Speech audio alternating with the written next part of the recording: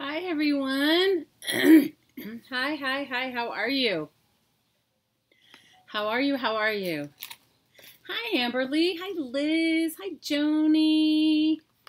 I didn't know if I was going to feel good enough today to come on. I have been really battling this ridiculous, whatever it is.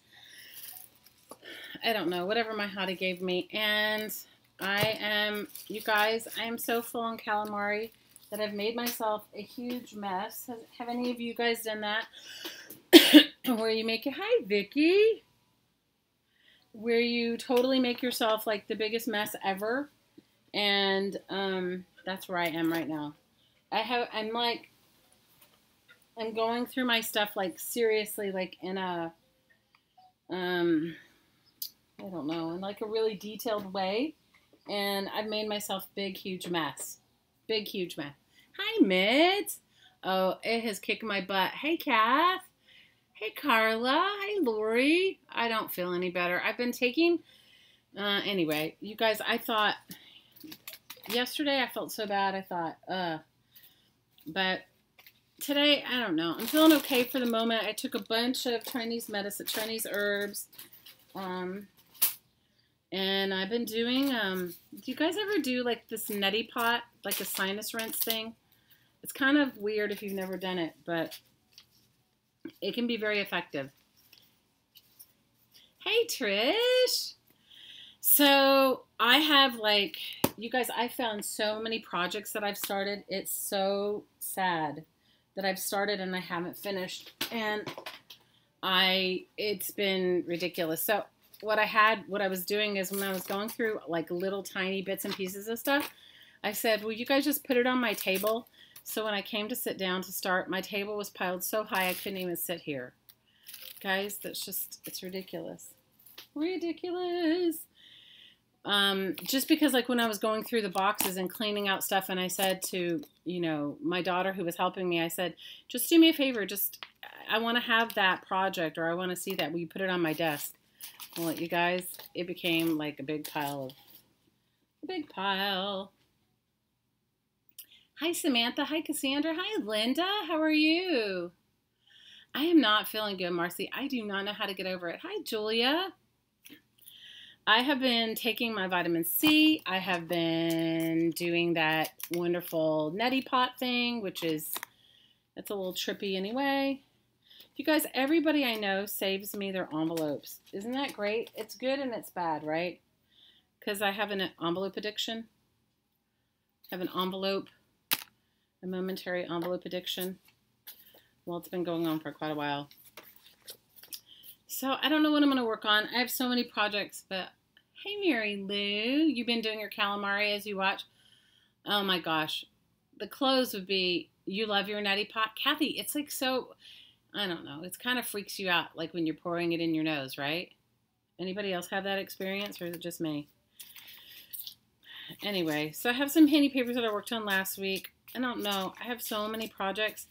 I wanted to work on this journal that I have, and I'll show it. Hopefully I have it over here because I found it like a few days ago, and I was like, I love this journal. And I had worked on it a bunch, but I don't know if I brought it over here.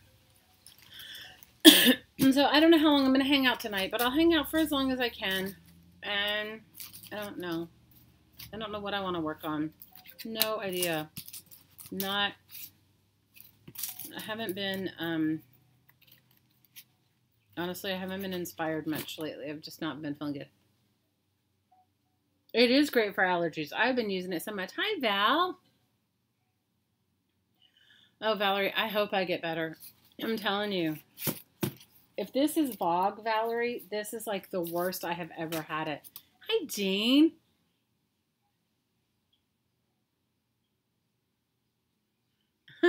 Oh, Jean says her daughter cleaned out her clothes today. And she sent her picture of the bags and said, I'm not sure if I should be proud or horrified. Oh, please. You guys, mine is just, I have done my closets, my clothes and stuff. Mine is just mainly my crafting stuff. And most of it is because, I don't know, guys, I should just, at one point during the week, I was so overwhelmed because I had been going through like so much stuff. I said, what if I just let it all go? And then my daughter said, you'll be like upset if you do. I would be proud. Don't be horrified. Be proud. It's just becoming more self-evident to me that I need less. How many of you guys are getting that feeling too for yourselves? Hi, Luana. I haven't seen you in a while. I feel crap, but I'm working on it. Thanks to me, you finished 4 unfinished. Oh my gosh. Kathy, I have so many unfinished projects. I was going to bring them over here. Let me see if I can find this journal. My daughter was looking through it. I thought she left it over here, but I don't see it. Oh, you know, it'll be my luck. It's not anywhere near here. Anyway, it was in an altered book that I'd been making, and I thought it might inspire some of you because it was just, for a while, I had these piles of books, which I still have the piles of books, but I don't do it as much, especially when I'm jelly printing. I roll off on all the pages. And so I roll off on all the pages, and then I take those pages and make them into an art journal page. And I was enjoying doing it because it's sort of like it didn't matter if I messed it up or not. I don't see the book anywhere near me. It's probably in the other room.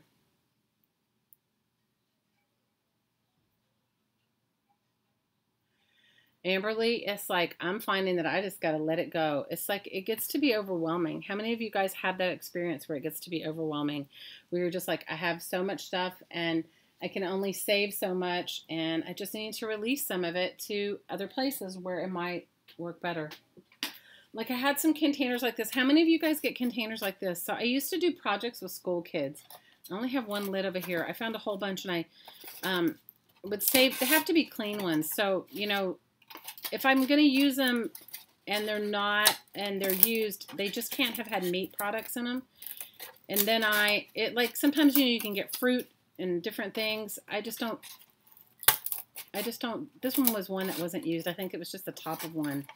So what I do is, how many of you guys make stamps using this? This is like so cool. This is what and I had saved a bunch. I took a bunch to one of my friends that's a teacher. Jean, this is something your daughter might really enjoy doing. I'm not promoting saving anything, but if you buy your fruit and vegetables and they come in these styrofoam trays, you know, this stuff does not biodegrade. You cannot recycle this. Although I think they do make more and more, they're trying to make more and more sustainable. So I cut them up and I save all the pieces. You know, I try not to have too many, but if I'm going to do stuff with kids, like especially little kids. Hi, Dania. How are you? Oh, I'm so happy to see you. Hi, Brandy. How are you? So what's on your crafty table, you guys? Tell me what is on your crafty table.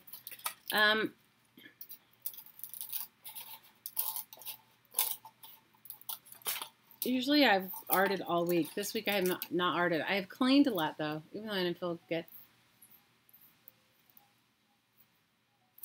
Hi, Tilda. How are you? We're happy to see you. So I make stamps with these. Now, I do it with kids, and they really, it starts getting them to look at things as being like like the possibilities of art supplies, and you know that you don't have to have a lot of bought things.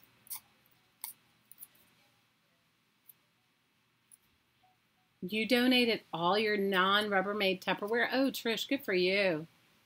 Absolutely nothing, Jean. Absolutely, you're working on absolutely nothing. Girl, you need a vacation from your life right now. I know. You've been doing so much. You got an A in your landscape? You did for, ooh, very good, Amberly. Congratulations.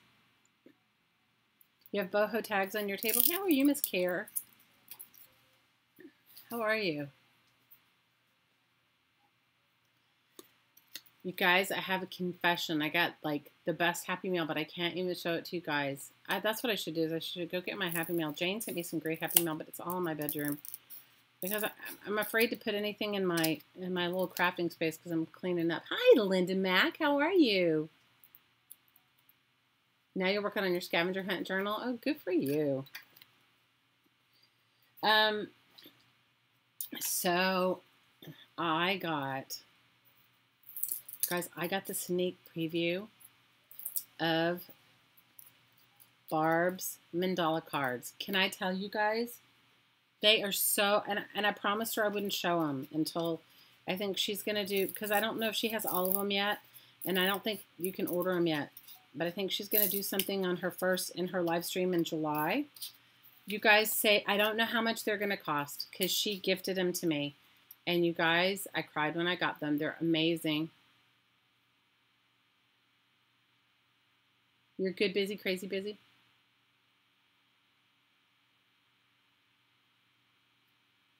So Anne says she still has her girlfriend staying with her until Sunday, and you made her a book cover for her late husband's cookbook, and it's falling apart.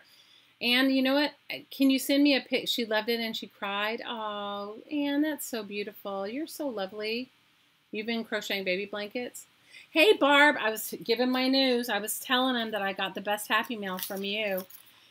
You guys have to go over, and when she has the cards for sale, buy them. I have to tell you, first of all, you don't even have to be an artist to love them. So I showed them to my hottie. Well, actually, they were all over my bed. I have to be honest. I got them in the mail, and because I've been feeling so crappy, he didn't bring me the mail for a couple of days because I have all kinds. You know, like when you have bills and everything else, he knew I would just be obsessing trying to get it all done, and it didn't feel very good. So when he went to work yesterday morning, I was like, where's all of our mail? And I found a big box of our mail, and it was a small package from Miss Barbara Owen. And I have to tell you, first of all, when you hold the cards in your hand, the cards, first of all, they're just gorgeous. The art on them is beautiful. But when you hold them in your hand, for me, I sort of had like my own sort of spiritual experience. Have you guys ever like had oracle cards or anything like that? You know, like angel cards or stuff like that. Anyway, it was like that. Okay, so you don't have to be an artist to, like, you don't have to be an artist to appreciate and use them. They're beautiful. They have like a mandala exercise on each one.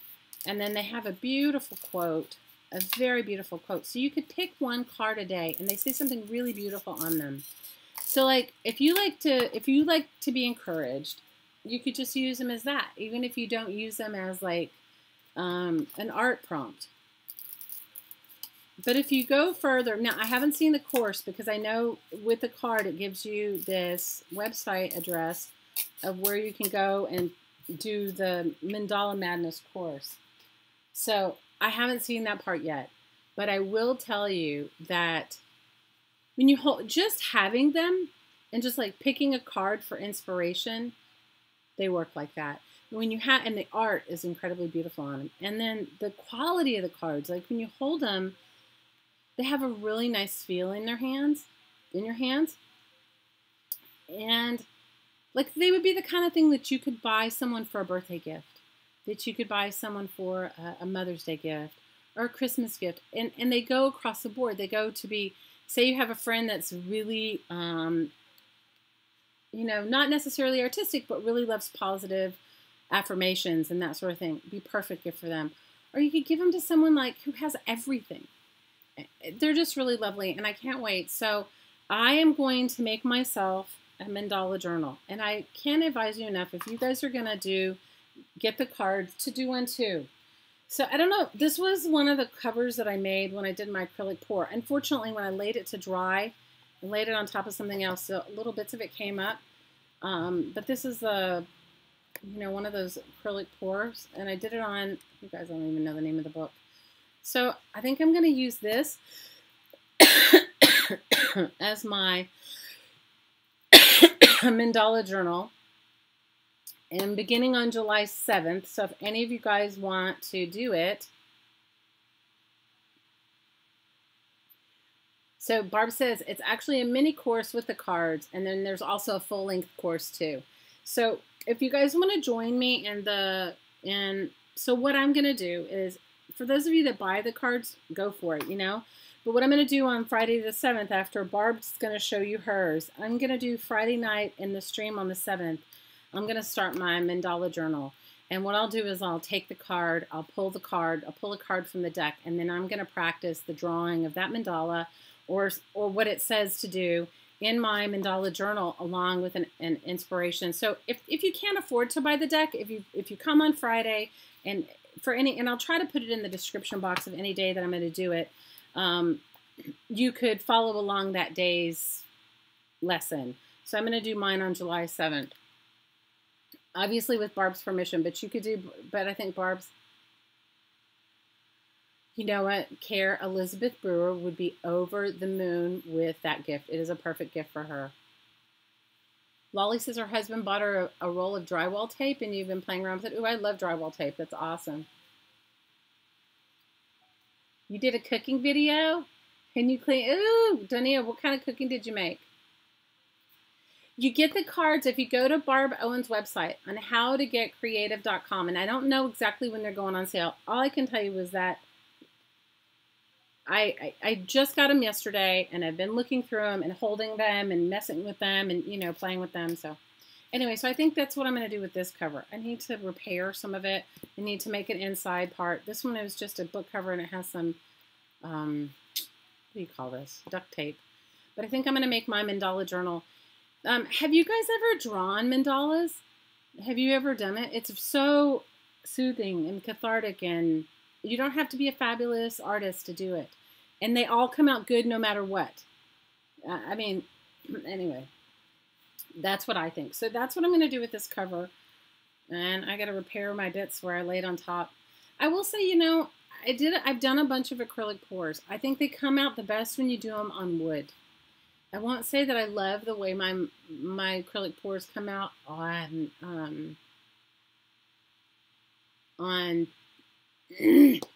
something that's not sturdy because it takes too long to dry. But this one wasn't too bad. I mean, as far as not warping. Hi, Renee. Hi, Jane. I'm not feeling so great, but I wanted to hang out with you. How are you feeling, Jane? Anyway, so that's what I'm going to do. I'm going to do a series of that. And I'm going to do, in July, I'm going to do Christmas in July. My goal is to do 10 Christmas gift projects or anytime gift projects in July. We'll see how far I get. I've got a bunch of prep already done, but you guys know me. I kind of go with it. So I'm going to cut this up and make some stamps with that for some of my art postcards, I think, today. I thought I was going to make some really cool journaling charms, but I managed to put away the stuff that I was using. I think it did come out good, but if you haven't done acrylic pours, because you're putting so much paint on stuff and it's so wet, it warps the surfaces that you use. So like even if you use those canvas boards, I found mine bowed. I think it works best on wood. Tracy from It's Nana's Place has done some beautiful shopping bag acrylic pours. And so, you know, she can probably give you the 411. I haven't done it on, well, I did do it on one shopping bag. I've done it on like watercolor paper, and those are okay, but you have to stick it underneath like something heavy. But this one didn't, it really didn't warp. Dania, I'm telling you, I've been sicker than I've ever been. And I think it's allergy induced from the volcanic stuff, remember? I have been petting the cards. It's ridiculous. It is so ridiculous, Carrie. You know me. Are you kidding? That's why my Happy Meal's in my bedroom, because I haven't been feeling good, so I really haven't gotten out of bed much. So there, Dania said she did an acrylic pour on her bathroom floor, and it came out great. That's great. Jane says she's feeling fine, but she's having trouble reading, so she's going to listen. So if you guys want to say something particular to Jane, put it in all caps and write Jane next to it, and I'll read it out loud for her. Jane, we love you, okay? You just have to know how much we love you and how much you're appreciated. You just so are loved and appreciated. But I have to tell you guys, whatever this crud is that I have has been beyond any crud I've had before. So I'm definitely not, it's ridiculous. So anyway, have you guys ever done this? So when I used to work with, I used to do an after school, my oldest daughter, who's in her 20s, is 26 actually, when we lived in New York City, I used to do an after-school program with kids. And we didn't have any supplies. You guys, very little. And so whatever you could do for free is what I did. So I would go to the delis there and I would get the trays that they put fruit in.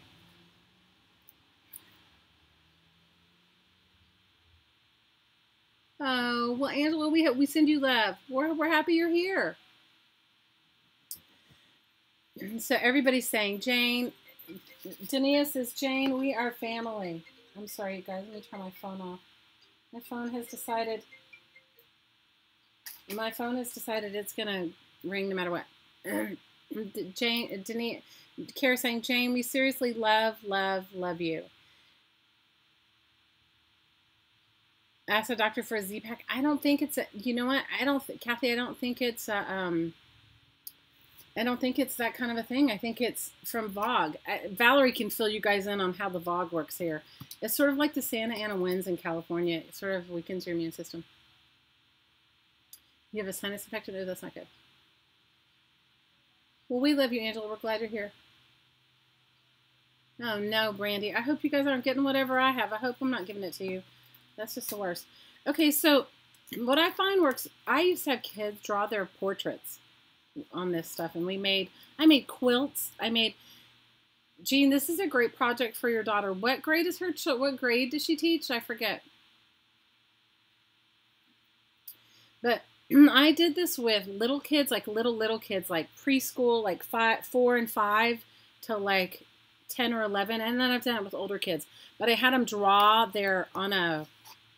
on this styrofoam. I had them draw a picture of themselves. Well, we drew it first on paper, and then we traced it onto the styrofoam, and then I went over their drawings probably a little bit more deeply, and then we used them as sort of like printing plates, like when you do linoleum block printing. Hey, Suze.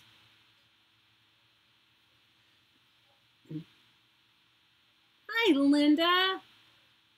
Oh, I hope I'm feeling better too. Yeah, I like homemade stamps.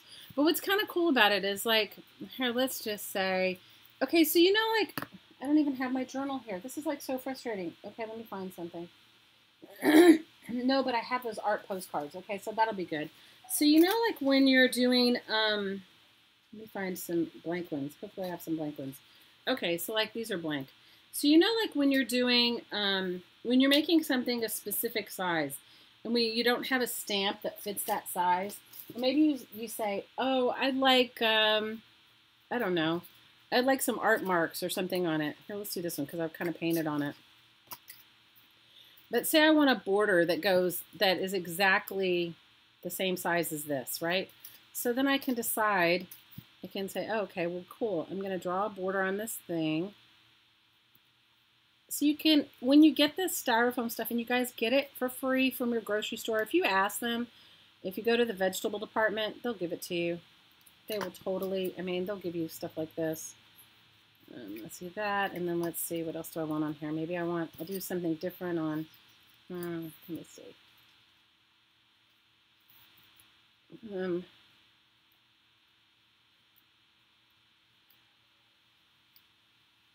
Or you just want it to look super, you want to keep redoing something over and over again. So I've done this with fabric. I made the most amazing quilts with little kids with acrylic paint, and you just add a fabric medium to it.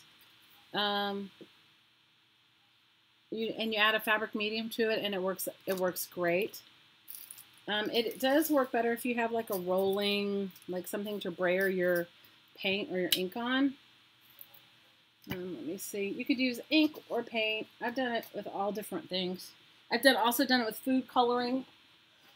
The only thing is, if you're going to do it with a water-soluble something, if you're going to do it on fabric and you want to be able to use it, you want to add that, you want to add the fabric medium to it. You want to add the fabric medium to it. I don't even know how much it is. Does anybody know how much that is? Because I don't have an art supply store near me anymore, I don't know. But here, and let's do a dry run. Let's see what it looks like on the. Because I don't have an art supply store here near me anymore, I can't really tell you how much that stuff costs. Does anybody know? I mean, I don't think it was very expensive because you guys, I had no budget, and anything that I did with them came out of my money. You know, it totally came out of my money. So anything that I did with the kids came out of my money. So that's why I tried to find stuff that we could all use for free. So that way, if they wanted to duplicate their, see, can you see it? It came out like a, yeah, they are homemade stamps. Because you sent her some, do you see how cool it comes out? And it really looks so, I mean, you can do it with anything. You can do your own, you know, way back when, are you guys big art buffs? And you guys, if I'm too much for you, just try, if this is too much, and then whatever. So Picasso did lino cuts. Lino cuts have been around, that's like the printing forever. You know, it's where you take a linoleum block and you carve into it. So this is a cheap man's lino cut. A cheap man's lino cut print. But you could see how you could do this, like, you could do it on a lot of different things. And you don't have to have a lot of tools for it. You don't have to use a pencil, a dull pencil. You don't want it to be super sharp. A dull pencil and some styrofoam paint. Like I said, I did with the kids, I did their portraits and they came out amazing. So then what we did was I printed on a bunch of different muslin that I washed, pre-washed, and had put the fabric additives into the paint. And we stamped and made their, now look at this one. Isn't that cool? So I didn't put enough paint in the inside, so it came out the negative. This one had the paint on the inside. Cool, yeah? Yeah, like Rembrandt. Well, Rembrandt did his on Rembrandt did etchings. Did etchings. I don't think Rembrandt ever did lino cuts. I don't even know if they had I don't know if they had that when he was around. But he definitely did etchings. He did etchings. That's how they pulled his prints. Rembrandt has a whole story. You know, guys, Rembrandt had 1 million children. Did you know that? Not 1 million, but he had a lot of kids. Rembrandt was poor most of his whole life. So it depends upon if you get the paint inside the grooves, whether you'll get that or whether you don't, or you get the negative. So you kind of get the idea. So you can make them any way you want. You can could do some really cool. Yeah, you could trace stencils and make stamps. So anyway, Rembrandt was pretty cool, but he was, you guys, Rembrandt, I think about it and I just have to laugh. Rembrandt he did these plates, these etchings, which, you know what they would do is they would put a thin layer of wax over metal,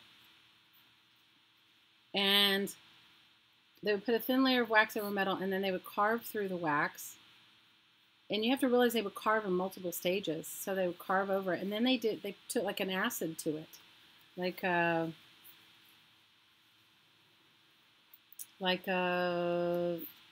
you know, we would use the same like PVC etchant, but they put like a acid to it, and it would eat through where the wax was not there. It would eat through the metal, and that would be a layer. And then they put another layer. That's how they made etchings. You're making candy wrapper chains. Oh, that sounds fun, Amps. So you guys get your cool bits out and start drawing on it. Get your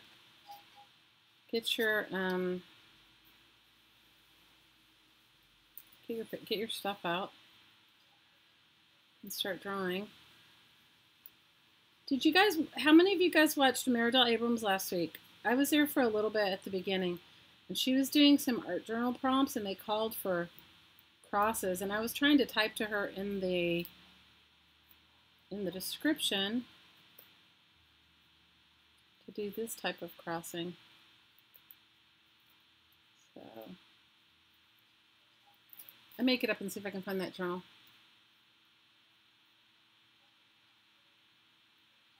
Okay, I'm sorry. What did I miss? Hi, you leaving us, Liz? Big hugs, Liz. We love you, Liz.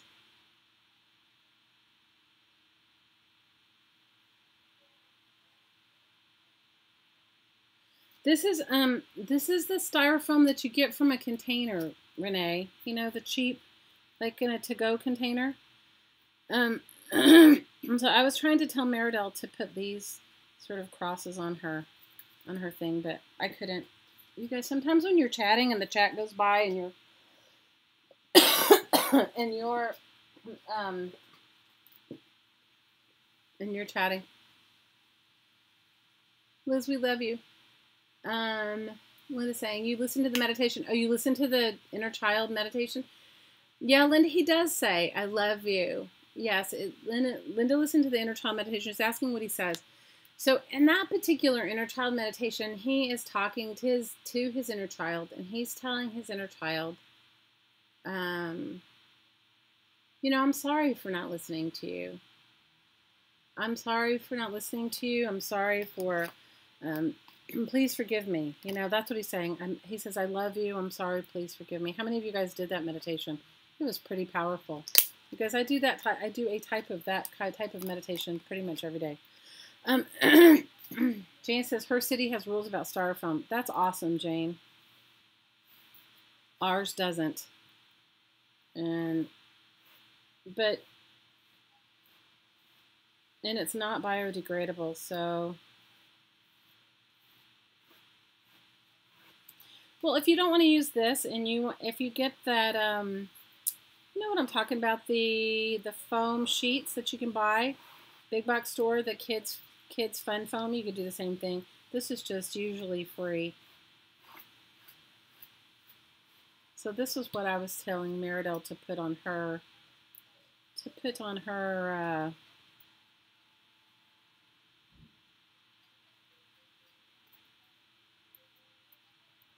her page or whatever she was doing.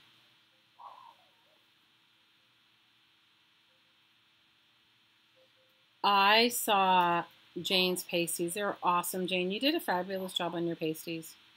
You did a fabulous job on your pasties. Fabulous job on your pasties. You did a great job on your pasties, Jane.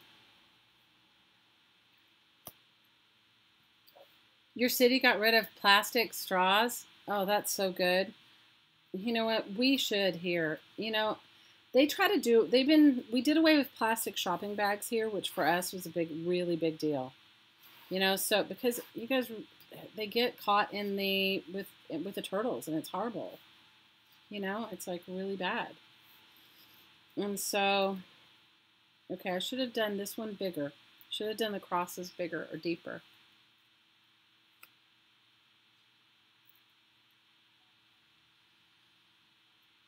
Good night, Julia. We love you. Big hugs.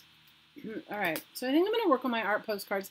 So since I was cleaning up my desk, that's what I showed. That's why I was showing you. Because I found all this styrofoam stuff that I had hanging out. Just a couple of lids. I took most of them to one of the ladies at school, at my daughter's old school, who does art projects with kids. So I took most of them there because, guys, they don't have the budget either. You know, they cut most art budgets here. Have they done that for you guys too? You expanded your screen without losing your chat? Oh, Jane, I'm so happy for you. So that if you guys want to make along, I'm going to make a few art postcards, and I don't know, maybe I'll make a few more stamps, and I don't know. I'm going to do it as I go along. I wanted to work in that journal, but I didn't bring it over here. You guys, I don't know where it is. My daughter was looking at it yesterday, my older daughter. Oh, hi, Janet. I'm not actually, but I'm trying to feel better.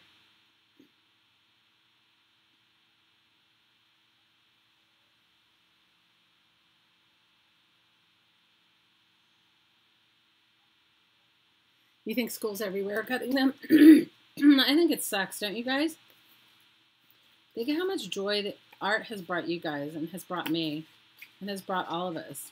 It's so ridiculous, yeah, that they choose to to cut art programs. I could think of a bunch of other stuff to cut besides art. Couldn't you? I could totally think about a bunch of other stuff to cut besides art. That's just me, though, you know, because you guys know how much I love art. I can't. How many of you guys can live without art? I can't live without arting. I love art. It's like, it'd be like asking me to live without breathing. Kathy says, at home, music is an after-school activity. Oh, no. Hi, Jennifer. How are you? What are you working on, Miss Janet? Dania says, pretty much. Yeah, pretty much. And her fear is that instead they'll remove the whole art department saying, oh, no. Algebra, right? I told Janet, I'm right there with you, girl. You're fixing to take NyQuil? Oh, no. Art is therapy for me, you guys. I can't live without my art. How many of you guys are like that? I mean, I try to art every day if I can. Although I can tell you this week I haven't been arting. I didn't art this week. I calamaried all week. And I stressed myself out calamaring. I did. I won't lie. I totally stressed myself out calamaring this week. And finally I just had to say to myself, I got to let it go. You're working on your artful evidence prompts? Ooh, good. I can't live without my art, you guys. I really can't live without it. I'm there with you. I'm there with you. I am so there with you. I can't live without my art. I really can't. I cannot live without my art. Art is my life, you know, and I got to talk to my little one today, and you guys, I miss her so much. It's so bad how much I miss her. And you know, I try to be the kind of mom that is not so hovery. Does that make sense? You know, but guys, I miss her so much. It's like beyond the beyond how much I miss her.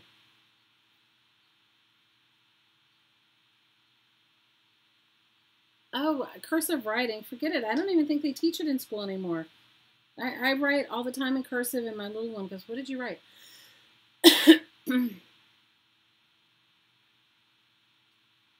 It's your insides coming out. I agree with you. It's like art is like so cathartic, and it works for me. I mean, I need art in my life.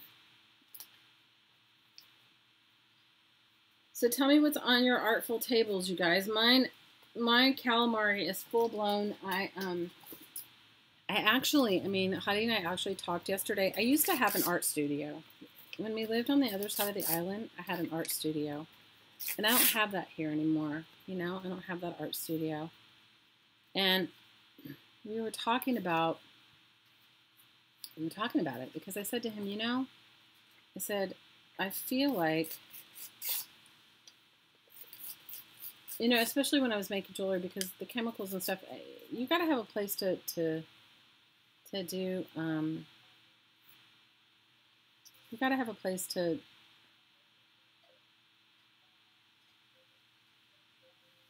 have an acetylene torch. And I mean, I have a small, tiny torch here, but it's not the same. Anyway, I was talking to him about it, and I haven't done it yet, but I kind of started. He said to me, why didn't I start looking for a,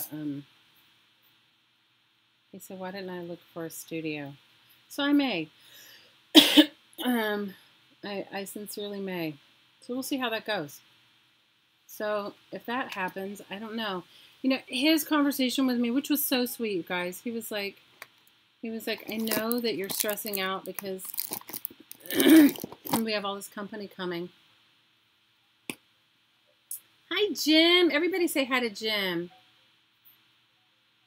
Okay, I'm sorry. Let me see what I'm saying. I missed what you guys said. I looked down for 2 seconds and the chat goes by. Okay, so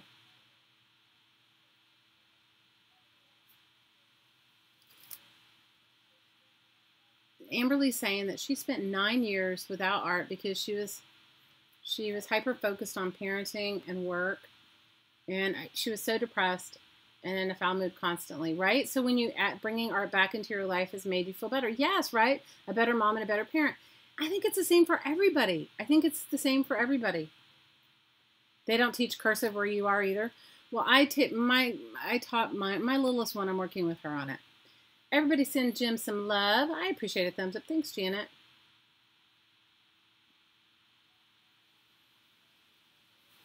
Your twins are learning cursive? Well, that's good. Jenny, you're working on your collage book? Ooh, good. Everybody say hi to Jane's lovely sweetheart, Jim. Everybody say hi to Jim. How are you, Jim? We love you, Jimmy. We hope you have a wonderful day. No, so I think I haven't, it's not 100% sure because you guys, the other part of me does not want to spend extra money that I don't have to spend. But my hottie said to me, he was really right about it. He said, you know, when you didn't have the stress of having to clean up all your art stuff all the time, you were better. Hi, Julie.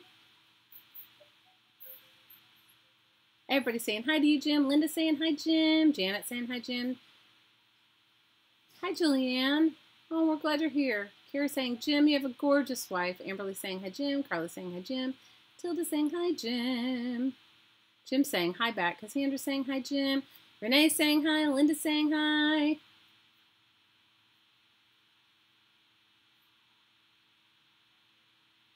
Dania said yes. She was a school counselor, and at the time, and the doctor said, I would not walk, talk, or write. You fooled them. Dania, people are so ridiculous. You're working on your collage. It's really good. We made his day. Well, we love you, Jimmy. We hope you're having a wonderful day, too. We hope you are having a wonderful, wonderful day. So I don't know if I'm gonna actually do the art studio. It just depends on if I can find one that's affordable. Because you guys, you know, when I made my living solely as an artist, it was one thing, but he's saying it's gonna give me a better peace of mind because I won't feel bad about collecting things. I'm cranky without arting. Guys, I felt so bad yesterday, and you know, this is the first time, Honey, and I've ever had like a month without children. This is the first time in our whole relationship that we've ever had a month without children. And I had all these grandiose plans that I was going to do stuff with him, and you guys, I have felt like so bad. So yesterday he was working, and he wanted to take me somewhere really nice for dinner a couple of nights ago, but I felt so bad that I couldn't, you guys, I just couldn't even do it. So I said to him, I messaged him yesterday and I said, hey, do you want to go have dinner? And he was like, oh, that's good news. You must be feeling better. I was not feeling better. But I said, yeah, kind of. And he was like, where do you want to go? And because I didn't really want to go anywhere. But, so I picked a place that's we have only one pseudo decent place near where we live. All the rest of them are over on the other side of the island. You can find nice places to eat lunch on my side, but not dinner because everything closes early. This is really the local side of the island where a lot of local people live.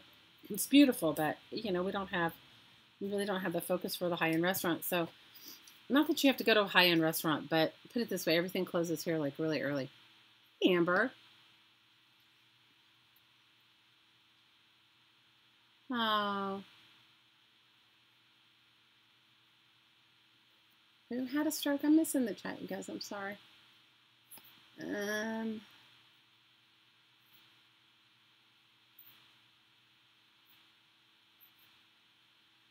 Cursive writing is taught selectively in New York City. Wow. Anyway, so I pretended I felt better, and you guys, we went to this little place, and the food was excellent, but I have no taste buds. You know when you're all stopped up how you really can't taste anything? So I was like, it's a real kind of a waste on me. So I ordered a salad. They had this salad that Hottie's had before, so I ordered this salad. And it was I ate some of it, but they brought it was like salad for $5. It was like it was like a salad bowl. It was literally like salad which you'd make for a whole bunch of people. Anyway, so I had this big, huge salad, and I ate like, well, not very much of it. Thank goodness Holly likes salads. And he had some of it. It was really awesome. But you guys, I didn't even last. I was like trying so hard. I didn't even last. I said, well, I'm glad. We had a nice time anyway, but you know what it's like when you've waited months and months to have some time together, and then you don't because you're like sick. And all I've been doing is my calamari and that. Kira said she stopped working for hours today and just played. Oh. No, it is so good my little one hasn't been here because she would be sick too, and I don't want her to get sick. I talked to her today. I was so happy to talk to her. And she was she's like, I miss you, Mom. I said, I miss you too, boo. And she's like, I said, we're counting the days.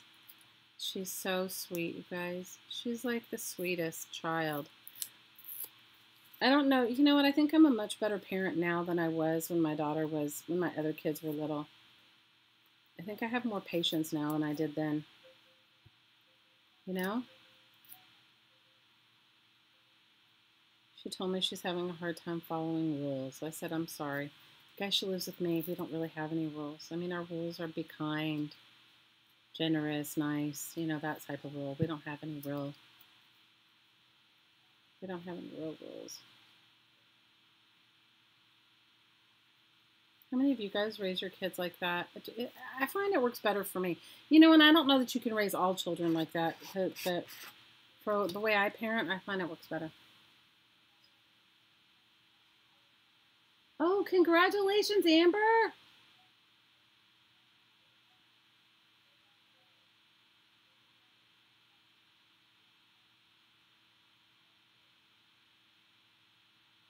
Ugh. That's so awesome. I'm sorry. Hi, Have It. Welcome, welcome, welcome.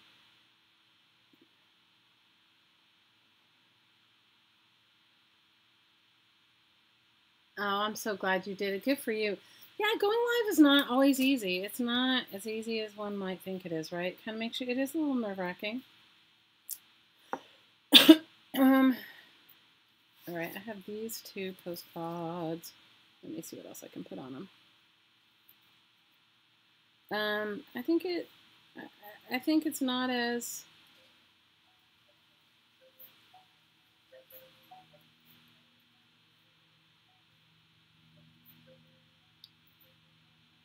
as like, I think it always appears to be easier than it is. But I think that's true of a lot of things. That's just my thought. You guys pipe in and give me your 411. You tell me what you think. Anyway, there's a lot of people live streaming on Friday nights. So I think Stacy from Pink Poodle Crafters comes on. I don't know if she's on yet, but she will be. And there is Maridel Abrams, who I love. And I love Stacy at Pink Poodle Crafters too. And I don't know who else goes live on Fridays, but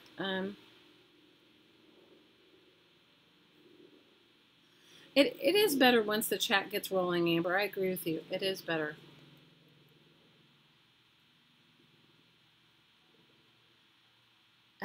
Cassandra,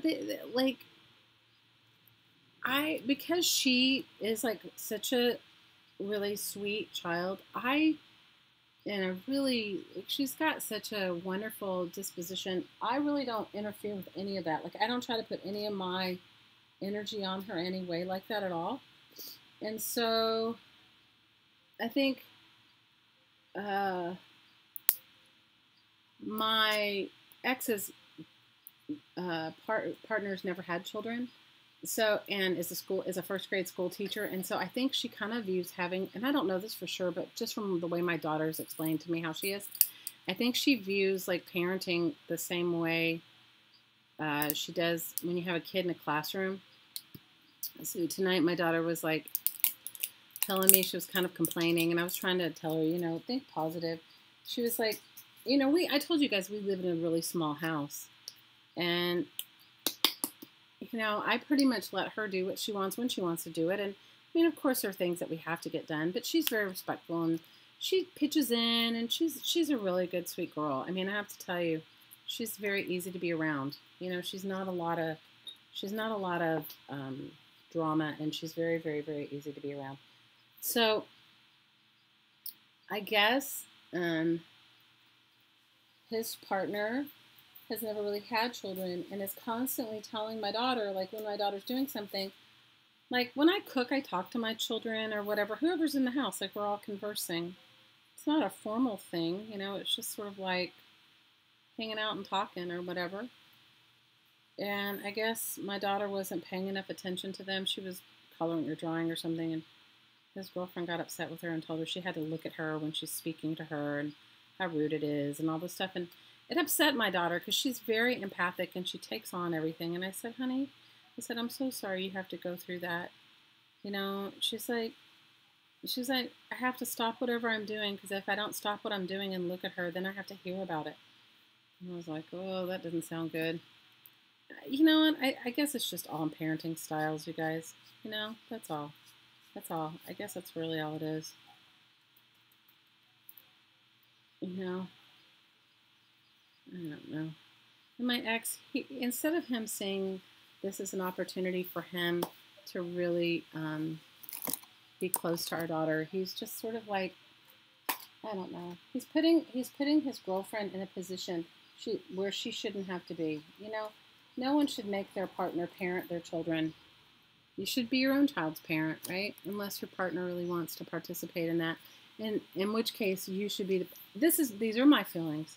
You should be the primary parent and the other person should just be like the peripheral thing, right? Because they're not their children. Why would you give that responsibility, or why would you give that joy to someone else to be parenting your child? That's just how I feel. But we're not all the same, so whatever.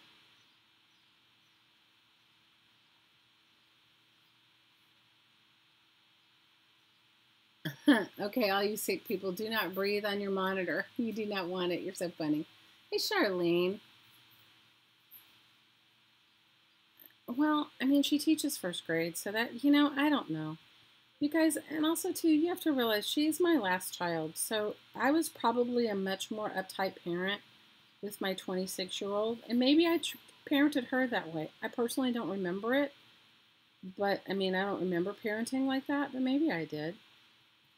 That's just not my style anyway, in general. I don't know. Guys, I've gone through my own changes this year. This year has been an evolution for me. It's been an evolution for me in many ways, of letting go, of coming to a realization that, you know,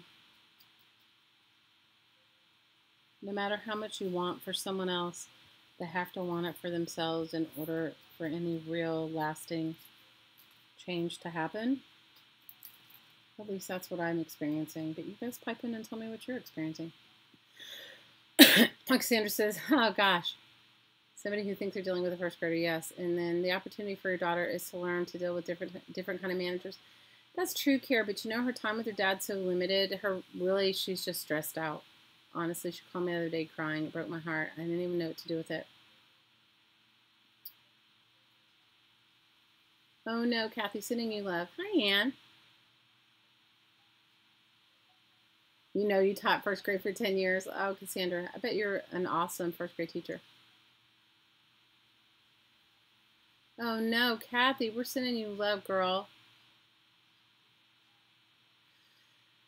Amber, it even goes deeper than that. I think people think they want help, right? But what I've realized, okay, so I have this really dear friend, and I love her so much, you guys. I love her, and I've done so many things for her. I don't know if she even sees how much I've done for her. And not that it matters, because that's not how I am. It's not like I care that somebody says, oh, you did that for me. And she's really, like, I would say out of all the people I know, she's very aware. She's very self-aware, and she's very aware. But she's gotten herself, she's somehow, like, so before, she's the one that I helped move off the island. I've helped a few people lately. But before she left, she and I had this long conversation about, you know, like if she could have anything, what would it be? Like if she could have this, like what is it in her life that she feels like she, like what's the one thing in her life that she feels like she really wants but she doesn't have, or that type of thing. So in the conversation, she said that she felt like she'd been in this relationship with this person for, I don't know, 5 or 6 years, and she really felt like she wanted him to make a commitment to her. Because I said to her, you know, why are you actually leaving? You know, people come and go here for many reasons, okay? But I just said to her, why are you, you know, like, what's going on? What is the real reason you're going? And she just felt like, you know, she has some challenging health issues, and it's very difficult to, she couldn't get a good diagnosis here, so it was taking a really long time for them to figure out exactly what was going on with her. And then she said on top of it, you know, she'd been in this relationship for like 5 years with this guy, and she was just like, you know, I'm kind of at the age where I really want it to go somewhere, but I don't see it going anywhere. And she said, I'm kind of waiting. She goes, I'm kind of tired of waiting around for him to come to the conclusion that I'm at, right? So she said, okay, I want the exact opposite of that.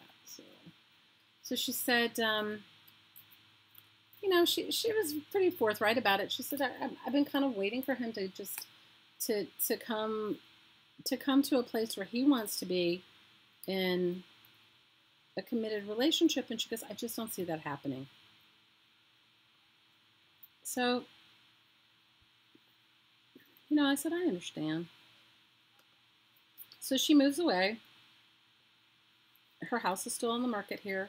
She had this realtor that told her to take everything out of her house and move, and it would sell faster, which is so ridiculous. So she bought a house in California. She hates it there.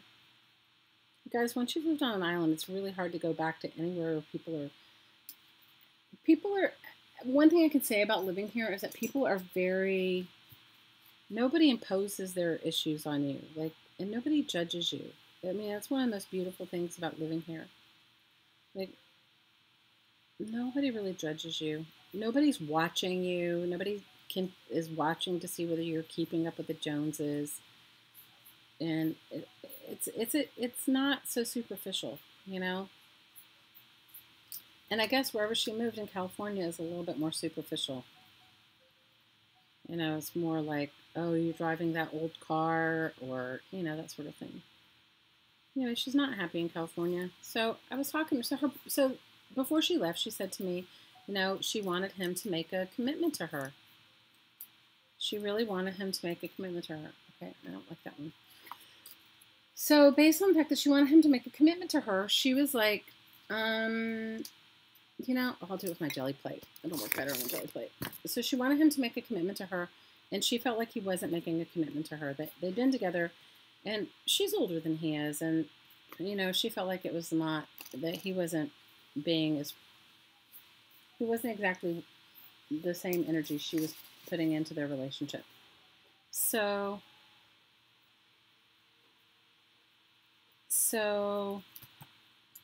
I know my jelly plate is not cleaned off, but it's okay. It'll still work. Sometimes this other paint lifts off with it if you get it wet enough, which is kind of cool too. Anyway, before she left, she said she wanted a commitment from him, and she wanted a commitment and, I don't know, something else like that. So you guys, he called her this week, and because she's been gone now like 2 months, he called her this week and he said, you know, it's taken me this long to get to where I am, but I want you to know that he found a different house, not the house that she owns. I found a different house, and he goes, I think it would be perfect for us. I want you to move it. I want you to come back and live with me, and let's figure this out. And whatever health challenges you're having, I'm willing to go through them with you. And, you know, I really want it to work out. So you guys, I was over the moon. I was like, are you kidding me? I mean, that's huge, right? Right, but she's been gone it took him 60 days to get to this epiphany of like, you're the one for me. I want to be with you. I don't want, you know. Hi, Maria. How are you? Anyway, so then when I talked to her, I said, so when are you coming? Because, I said, when are you coming? I said, that is such good news. I said, that is awesome news that he's saying to you, I'm ready to make this commitment. I'm ready to, like, do these things. All these things that she's wanted, right? And you guys, she, like, said, oh, well, I don't like it here. Now, I talk to her like almost every couple days, right? She goes, I don't really like it here, but I don't know. She goes, and the whole time I'm talking to her, she's like, I want to be back here. So she's actually manifesting coming back, right? She could move back into her house here. But she said, I want the whole thing. So he's offering her exactly what she asked for in her manifestation, right? But that's not enough because, she wants something else. And I just said to her, I said, I don't even know what to say. I said, you've been complaining about it for like weeks and weeks and weeks. You've said that this is what you want. You finally get it. And now you're saying to him, I said, and I'm sure you told him what you're telling me. So now you're giving him these messages that, he's willing to meet you where you are, but that's not what you want now. So finally I just said to her, I said, I think you just don't know what you want. And so until you do, no matter what you say to him or what you say to me or what you say to any of us, so I was just like, I gotta let it go. I can't want more for her, So I just had that epiphany, like, okay, let it go.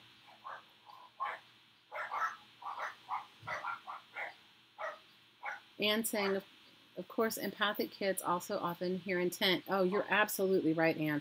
And you know what? That when my daughter was like having her momentary breakdown. You know what, Kathy? Somebody gave this to me as a gift. I don't know the brand. I saved the box. I saw it recently. I don't know if it's a 3x5. It's actually a great size. I like it a lot.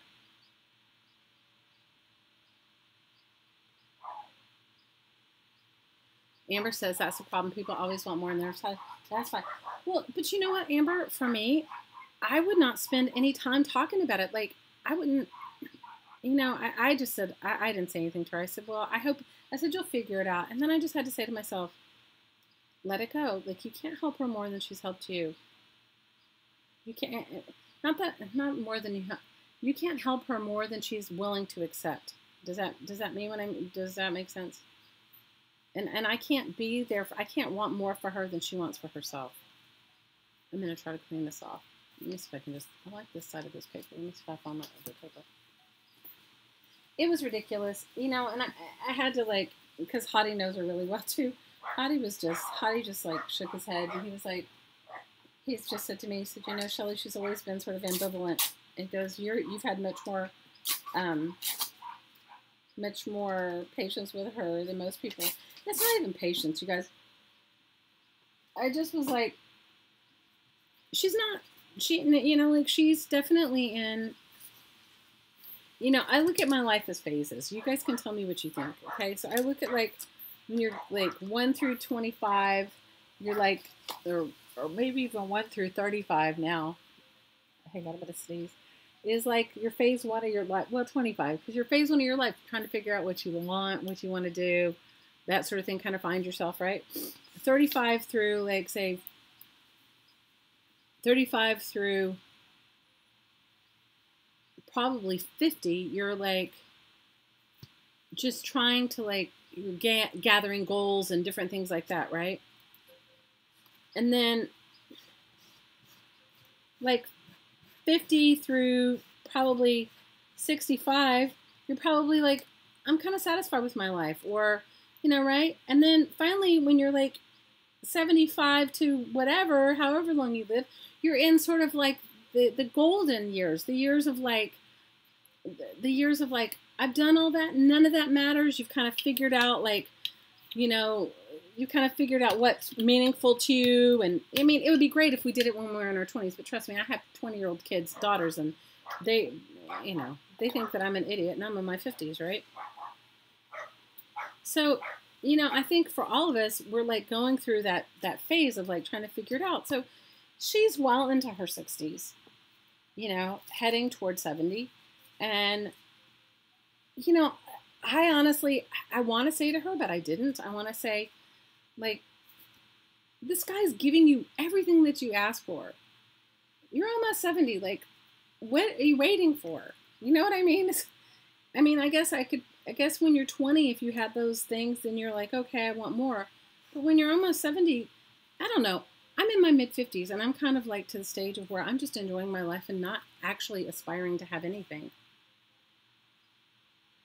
No, Jane says that, yeah, she's not parenting, she's having instructional control.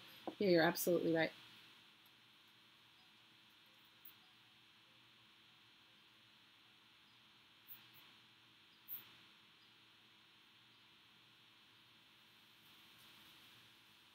What are you making next week, Dania? I missed it. And saying the teenager she lives with had a lot of passive aggressive teenage teachers who didn't understand that she heard the intent of what they were saying despite the flowery language they used. Oh, Anne, I am the queen of that. Trust me, I am the queen of that.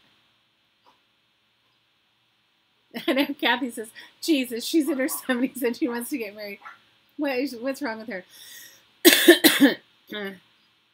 You're typing while saying it, great ones.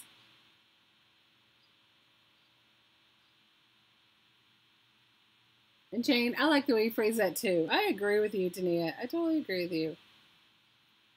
Anyway, you know what? I just said to my hottie, I just said to him, I said, I'm staying out of it. I said, I'm staying out of it. I said, I have been there. Well, no, because what I had said to her is like, she had given me a bunch of stuff. Like she gave me her bed. I have a 3-bedroom house. She gave me her bed and I put it in our guest room. Well, it's my daughter that's in her 20s room, but it's usually our guest room when they're all off at college, right? And I had said to her, she was like complaining that she had this new bed in California and she didn't really like it. And then, you know, that one of her friends said, why didn't she come back? And I said, come back and I'll give you your bed back. You know, I was like, and I'll move it back into your house. And then I was telling her, like, she had some stuff. I love her, but I had to you had to distance yourself from the drama. Oh, I get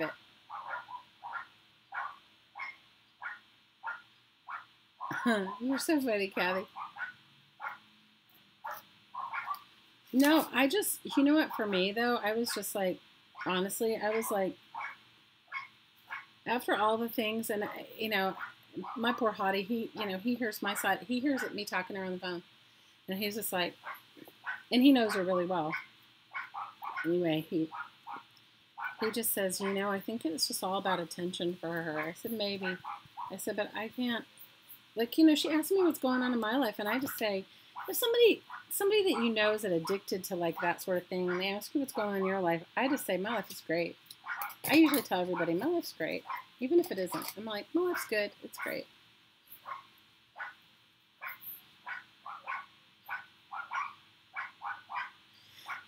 Okay, but this is the thing, Dania. She has lived here with him. Okay, not with him, but she lived here. She moved away. She made the choice to move away. And I said to her, why don't you invite him to move where you are in California? I mean, she has this huge house.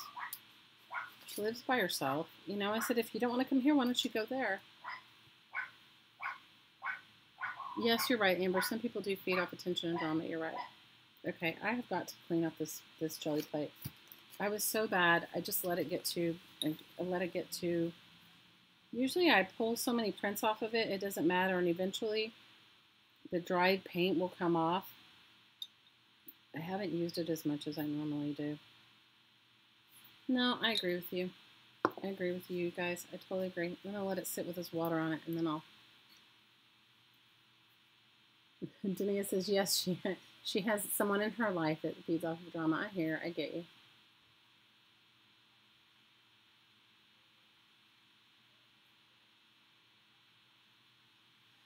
Deb, that makes so much sense. Good for you. Deb says she's a friend. She's known a long time.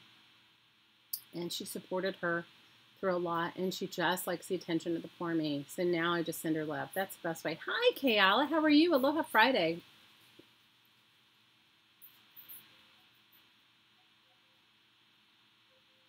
Oh, Kathy, that's not good.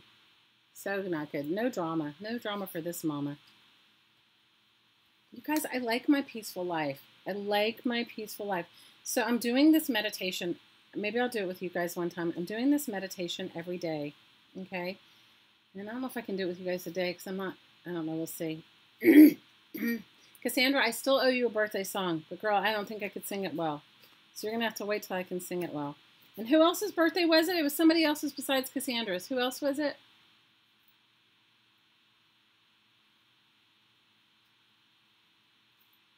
Yeah. So that's what I was kind of telling her. I kind of like said to her, I said, you know, I feel like we have our life in acts. And I said, I feel like I feel like I'm in the end of my third act, heading into my fourth act, right? And I said to her, I don't know if I had my fourth act, if I would choose what you're choosing.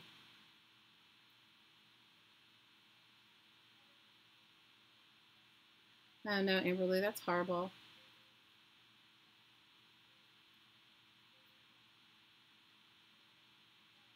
Oh, Kathy, that sounds so much fun. Where are you guys going to take a road trip to?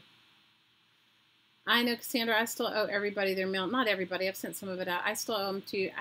I was actually making some, I'm putting together all the power packs that I've gotten so that I can get those out. I did some of that yesterday. And I promise you I will get all the mail out before long. I will have it all out.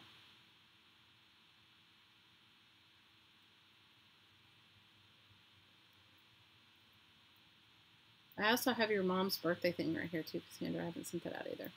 It was Mary Kay's birthday. That's right, Mary Kay and Cassandra. Oh, Cassandra birthday earrings and Mary Kay and a song and Mary Kay a song. Oh, Kara, she said, you know what? You guys, I'm just trying to fix me. Hi, Note Spinner. How are you? So Kathy's going on a road trip from Florida to Virginia. And then you'll decide, you haven't been together for 15 years? Oh my gosh, Kathy, that's so awesome. What's this thing I'm picking at? It's a jelly plate. Normally you wouldn't pick at it, Kathy. I mean, Note Spinner, but I have too much paint on. Anyway. Don't do your jelly plate like I did mine.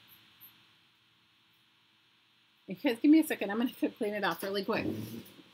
It's a jelly plate. You guys tell her what a jelly plate is. Or him. Note Spinner, tell us your first name.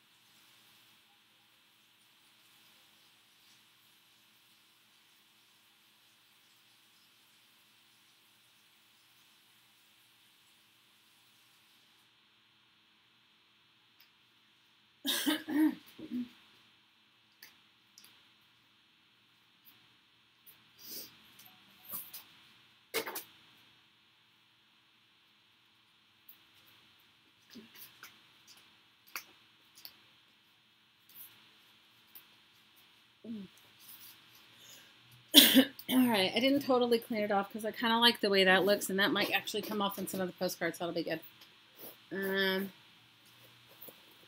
So I don't have the book I wanted to show you, but I do have one that was close by. So I told you I found a bunch of stuff I was going through doing it.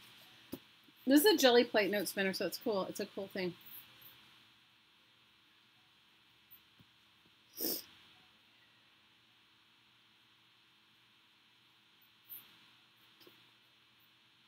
Bacon is good with everything. Oh, I made bacon. I made bacon and pancakes yesterday. I have never had chocolate with bacon. That sounds pretty cool. So this is a jelly plate, and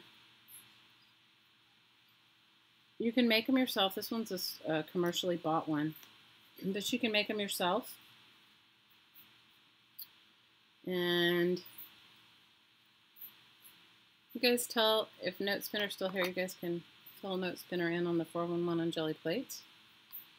And they're sort of addictive. Once you start using them, it's really difficult. Hey, Jessica.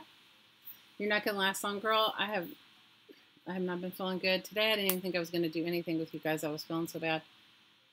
But I got a message from one of you guys that said, please. And I said, we'll see how long I last. My antihistamine finally feels like it's kicking in. I took some before I started because I didn't know if I was going to be able to hang in there. All right, let's see. Just going to try. You found some recipes? Ooh. Recipes for making a jelly plate? Yeah, there's one of the ladies in our group made hers, one with alcohol and one without, and she said she doesn't notice any difference between the two. So I don't know if any of you guys want to pipe in and give any 411 on what the difference between making it with alcohol or not alcohol. I don't know. Make the one from Stacy. Oh, cool. Does she add alcohol in hers? I haven't. I have the stuff to make it. It's not, you have to order the glycerin. I guess it's glycerin and gelatin. You have to order the glycerin here. So I ordered it a long time ago to make one because I thought I'd make really small ones, like little tiny ones. But I haven't done it. You guys, I haven't done it. I just have not done it.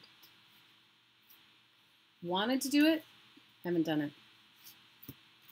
Definitely wanted to do it, but definitely have not done it. So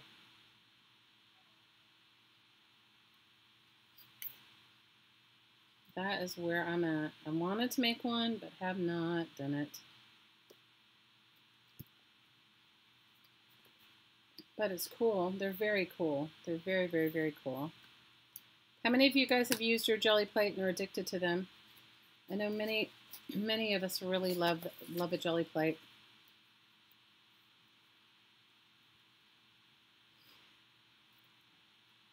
You've heard that you add alcohol to it and it doesn't mold? Because I haven't made one myself, so I can't comment on it. Another girl in our group, Diana, she's made multiple jelly plates, or made one and used it multiple times and remelted it in the microwave and all that, and she swears by it. So I'm sure that it works. You add sugar or gelatin or alcohol and it won't mold? Oh, well, that's good to know, Care. I didn't know that. How many of you guys knew that? Sugar or gelatin.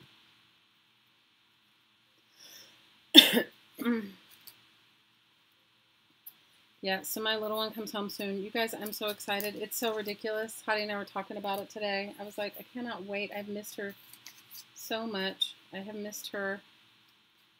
I have missed her beyond the beyond. Barb says she likes all the sizes and shapes of the jelly plate. How many do you have, Barb? Anne says she got her young niece's jelly plates and they love them. So there you go. You guys, I love mine. I have a few, but here, I want to show you guys this book. I'm going to continue to work on my art postcards. How many of you guys have made these art postcards? I mean, they're just ridiculously fun, and you don't have to have like an agenda. You don't have to have an art postcard agenda, but they're fun. They're really fun. Let me see. So I used to have these roll-off books sitting next to my desk.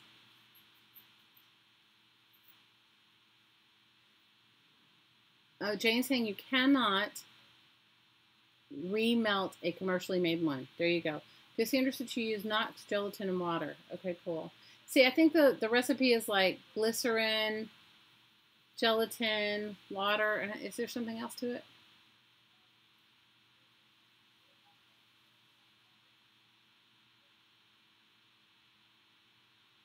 You only have a homemade one, Kara?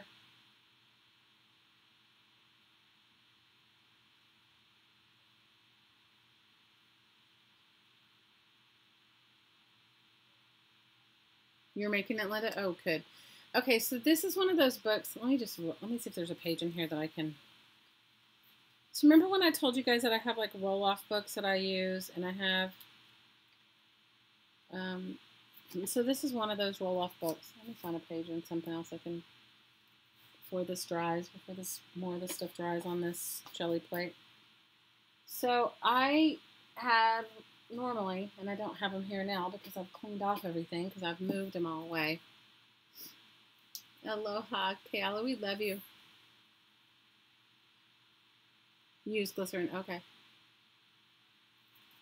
I think kids are great with it, with jelly plates or uninhibited. I agree. I think so too. You know, I let my little one, she uses all my art stuff, and I just say, you know, there's a couple of things I tell her that let me know before you're going to use it. Like I have a die, you know, I have that Spellbinders die cutting machine, and it's not that I won't let her use it. I just don't want her to. Some of those dies, those little tiny thin dies that you get like on Wish or you get on, you know what I'm talking about, the tinier dies that you get. Those are not. You can bend them in your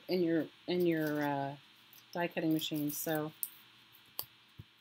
anyway, so I can get some of this stuff off this jelly plate. Good night, Kathy. We love you. Big hugs. Big hugs. We hope you have a wonderful. I can't wait to hear about your trip, though. That's going to be like the best trip ever. It's going to be a great trip.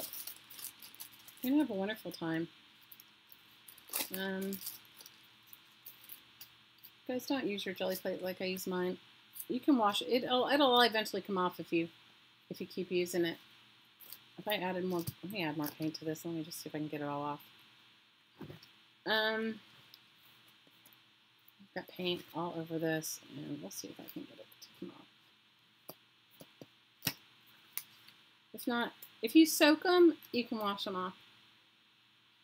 You're going to post on your channel about it? Oh, Kathy, that's awesome. Good night, Amber. We love you. Congratulations on your job. Congratulations. Yeah, we're going to do some woo-woo soon. I'm not going to make you guys sit through my not feeling good and whatever. But I want to show you this book really quick. Not that it's not anything that spectacular. I don't want you to like to think, oh, it's like something more than it is. It's just a,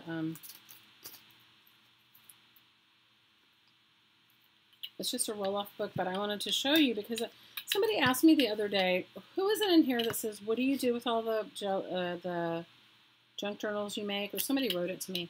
And I told them, anything you want. But I think sometimes we get so intimidated by, like, this is my advice. Try to watch art that inspires you, not art that you feel intimidated by. Because sometimes we can see somebody, like, some people can have the most amazing artistic talents in one area, and then we look at it and we go, I can never do that, so I'm not going to try it.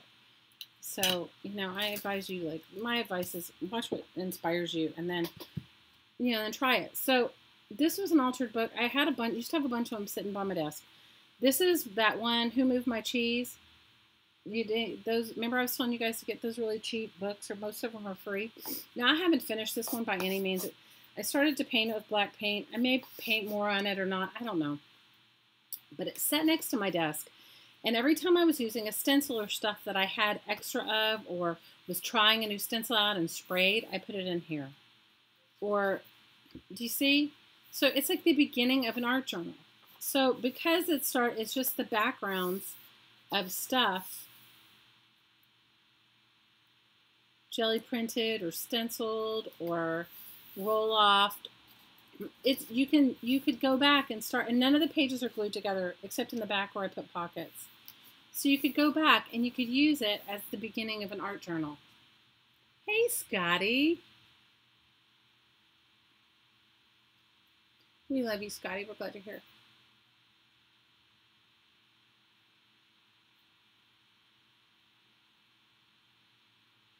You gave a Golden Book junk journal to somebody today? Oh, that's so nice. That's awesome. So somebody asked me like where you begin in an art journal. Okay, so I think this is where you begin. I think you find yourself a book, and it can be any kind of book. And then as you're making stuff, roll off in it, paint in it, right? And then you can decide, okay, I'm going to work on this. This is going to be my art journal page today. And you can add to it as you go on. I have read this book, Samantha. I have read Who Moved My Cheese. They offer these they offer these books, this one and the 1 Minute Money Manager, always in the free box. We're always in the free box. Cassandra, that's so nice. Hi, Charlene.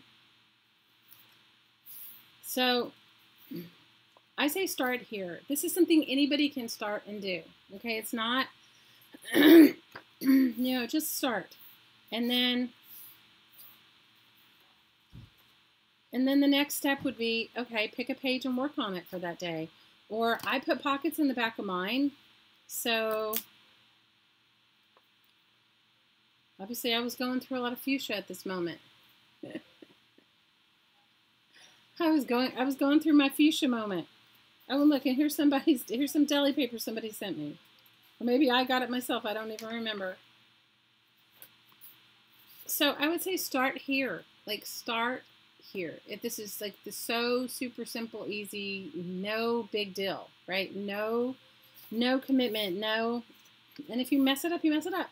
And then I put pockets in the back of mine, and then this one has some like bits and pieces in the back, like stuff I was gonna glue in, or sometimes if I'm gonna like this came from a magazine. They're pretty cool, yeah. Bird with some flowers and just some stuff and bits and pieces that I thought, some hands. Some stuff I thought I might use in an art journal.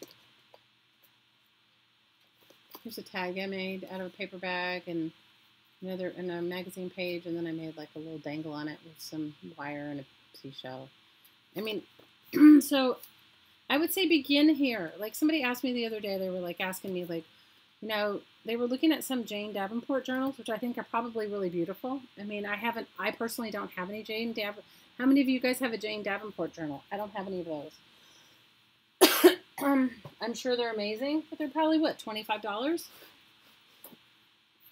So I say start there.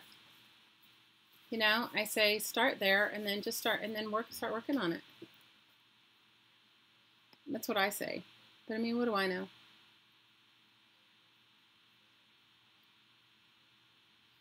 What do I know? What do I know? I'm going to try to fix the stream. It looks like the stream is like died for a second.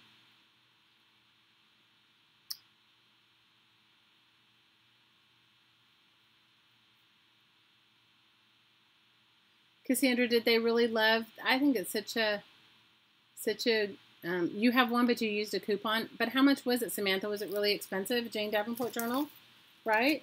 But I'm just saying, sometimes it can be like really intimidating, right? You want to do something, you want to have something, you want to put it in your journal, you want to make a journal, but you're just like, I don't know. Like, I haven't even started working on this one, but I could also put one of my postcards in it. Like, I have all this stuff in there. I don't even know what I added in there. I don't even know who knows what I put in there. Oh, it looks like I cut up a bunch of, ooh, that one's cool. Native American picture. I don't know, it just looks like magazine cutouts, stuff I cut out. Hi, Michelle. Oh, I'm feeling crap-a-dap, Michelle. Feeling crap-a-dap. But I'm just saying, get yourself one of these books and just start. I mean, you don't have to have a lot of supplies. You don't even have to have anything. These are just magazine pages. I think the Indian one came from the Oklahoma tour, whatever guide, the guide to Oklahoma. You know what I'm talking about? The tourism guide. These are book pages and magazine pages, and you know, just start. Like, this would be a great way to just exercise your art journaling without a big, heavy investment. Oh, thanks, Deb.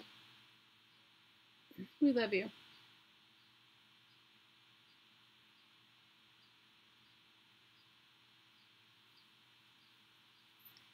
Hey, Shelly, happy birthday. Wasn't it your birthday recently?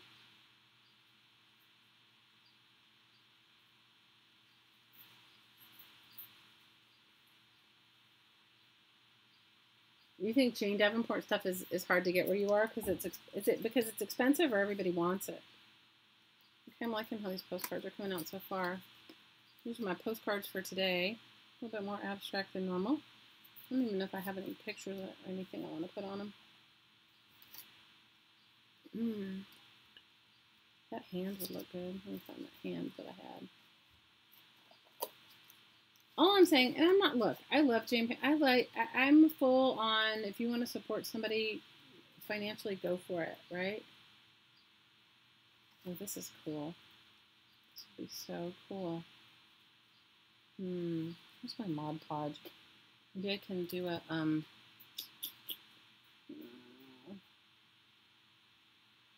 all for supporting people. I'm not saying don't support people. I'm just saying that, you know, so many times I get like messages, why do you have that? Or what is this? Or why that? And, or that sort of thing. And my thing is like, use what you have.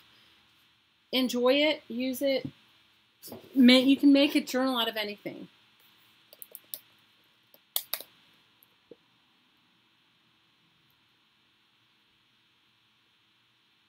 You turned 51. It's your happy birthday, Shelly. I saw it in one of the groups that everybody was wishing you happy birthday. It's a happy birthday. We're happy you're here. Hey, Laura. How are you? So,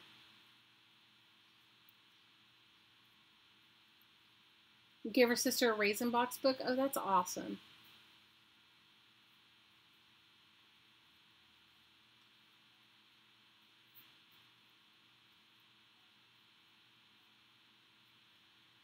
I bet Jane Davenport. You have a crap room? Oh, I have a crap room too. How many of you guys have done oh my gosh, image transfer? This is my way, and I find this way works for me. If you have matte medium, use matte medium. I don't have any matte medium here. I mean, I have some, but not here. But this is what I do, and it works every time. But you have to, the only problem is you have to actually do it. So I think I'm going to image transfer. I don't know what this is from, like a book or a magazine or something. I don't know. It might have been from the Oklahoma guide thing. Jane says she couldn't figure out why I sounded drunk. Oh, Jane, you're hilarious. But you had your thing on slow. Oh, that's hilarious. So I find if I use 4 coats of Mod Podge, and I'm using matte Mod Podge, 4 coats, put it on the picture, and you have to let it dry between each coat, so that's what takes time, is letting it dry.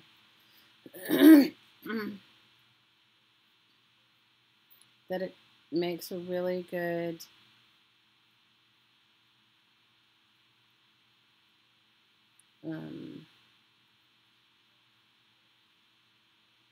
we'll do almost an image transfer every time.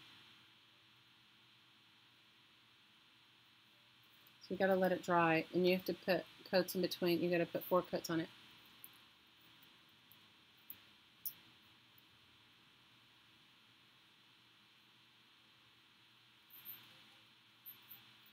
I haven't met Jane Davenport. Somebody else said they met Jane Davenport. I haven't met her.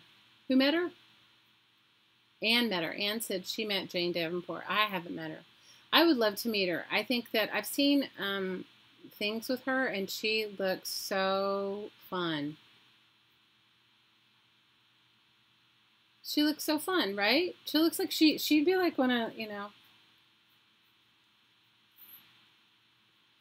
So you gotta let it dry between coats, and obviously I'm not letting it dry, so I gotta let it dry. So I want to talk to you guys. I'm gonna let it dry, and then I'm gonna put it on my art postcard.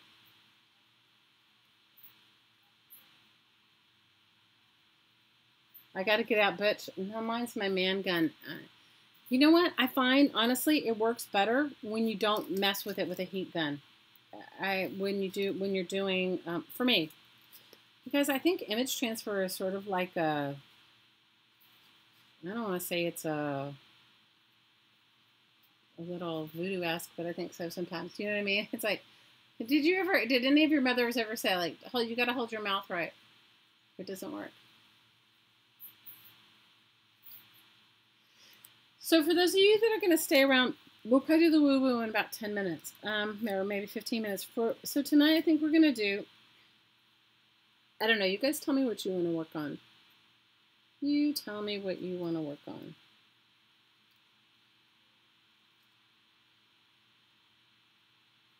Do you guys want to work on releasing? Do you want to work on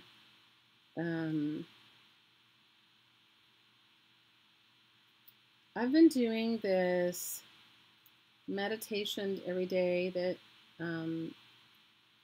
to see my world in perfection. And for me, what comes up is peace. She's very down to earth, Anne. Oh, that's nice. Your parents used to tease you, right? My mother used to say, well, hold your mouth right and it'll work.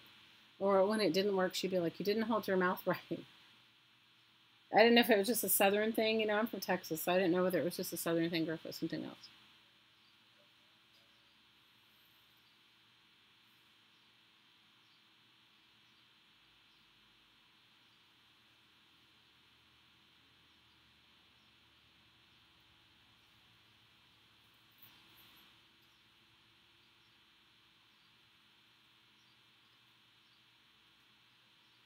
So you guys tell me what you want to work on, and we'll do a meditation based on that.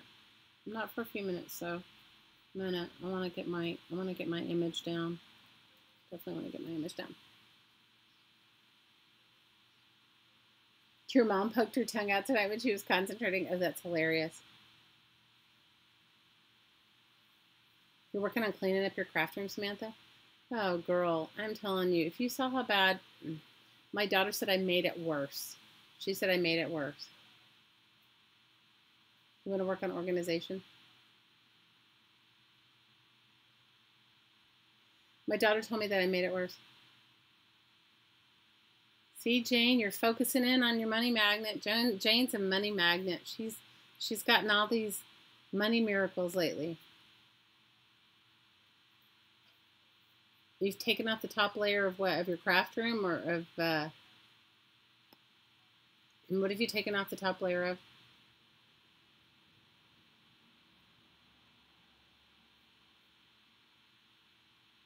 You guys give me a thumbs up. I appreciate it.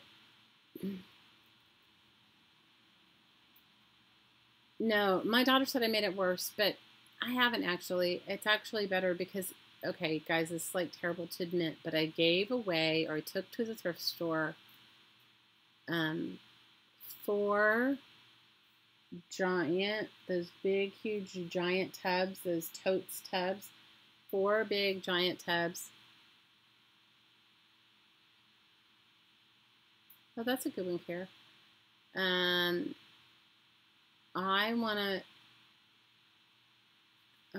I gave away 4 big tubs of books. And I gave away 2 big tubs of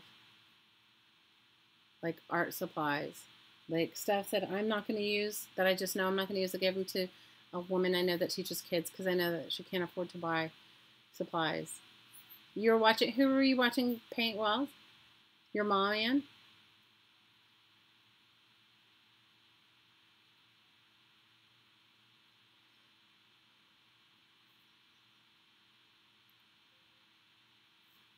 That's so funny. So I gave away that.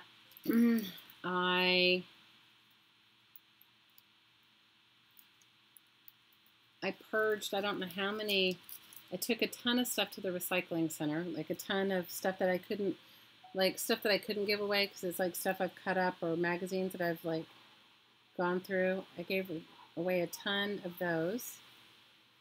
I mean, I took a ton to the recycling center. But the books I had, they weren't in my space so much as they were, I cleaned off one of the shelves so that I could put my art supplies on the shelves. And now there are books that I know I can get again. And then also books that I just know that if I'm not going to do them right now, I'm not. Your mom with her tongue out. Oh, that's so funny.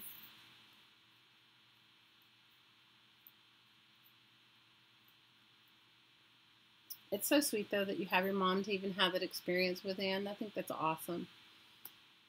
And so how many of you guys have made art postcards with me? I mean, these are not my normal ones. Normally I go for just collaging from I'm going to put one of those faces on one of these. But I can mark on this while it dries. Normally I just go for collaging from stuff just because it's usually easier. How many of you guys are in love with these security envelope patterns? I am. I really love them. No particular reason, but love them. I found some really cool ones in my stash, like that I hadn't really gone through. Like, I told you guys I have the friend that brings me her junk mail, and I went through and I let go of a bunch of stuff that is not that I know I'm not going to use. I went through that, and I let go of some of that, and I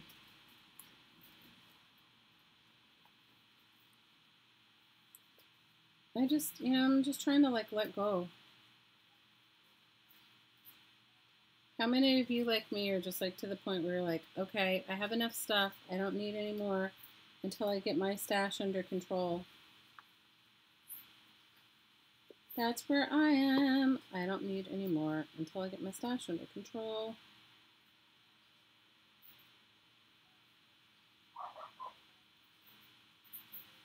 You love security envelopes because they're cool with tiny images? Oh, I agree with you. I like them too. I have a thing for them. I have some really cool ones that I didn't even know that I had because she left me a huge box of junk mail in my garage, and my hottie was like, where did this come from? And I told him, and he laughed. He thought it was funny. Not you, send me stuff. You're sending stuff to your grandkids? Oh, that's awesome, Linda. I'm just like letting go of my stuff because it's like, how much, I'm kind of a little bit to the point of like, how much am I going to really use? Like some of it I love and I want to use it. And then some of it I'm like, am I ever going to use this? Or, I don't know. How many of you guys are to that point where you're like, am I going to use this? Isn't it Kylie Koo who Kylie had a series that was called like Use It or Lose It? Didn't she have a series like that, you guys? One of them did. I can't remember. Was it her that did it? I'm definitely going to get to the part where I'm going to use it or lose it kind of thing. Because I have ridiculous amounts of stuff that I may never use. And I'm sure that if I put my little thought process pattern to it, more stuff will come faster than I know what to do with. Charlie, don't even think about it. The kids are outside yelling. And Charlie has decided she's going to bark. Charlie, don't do it. Don't do it, Charlie.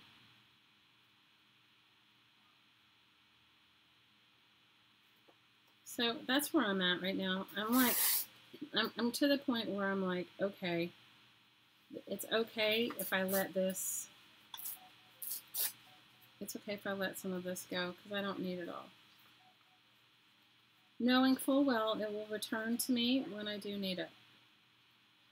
or if I want it.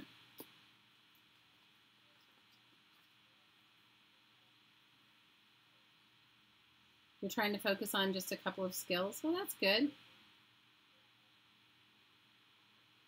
You know the feeling, Jane?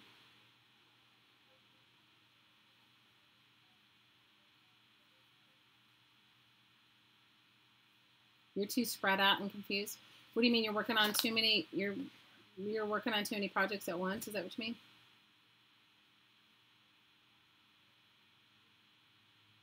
She who dies with the most craft stuff wins. And isn't that the same thing that they're talking about? Isn't that the same thing they say with quilters? Miss Michelle Scott, somebody's messaging you, Mama. I don't know if she's still here or not.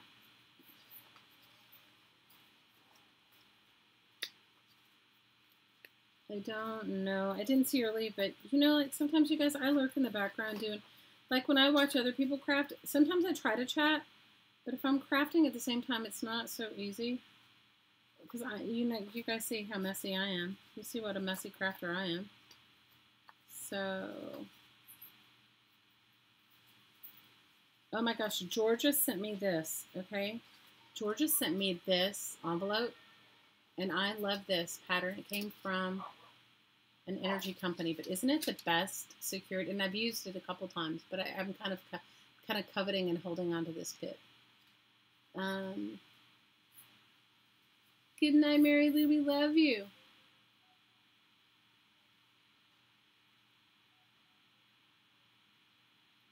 Your husband would not agree. You're so funny.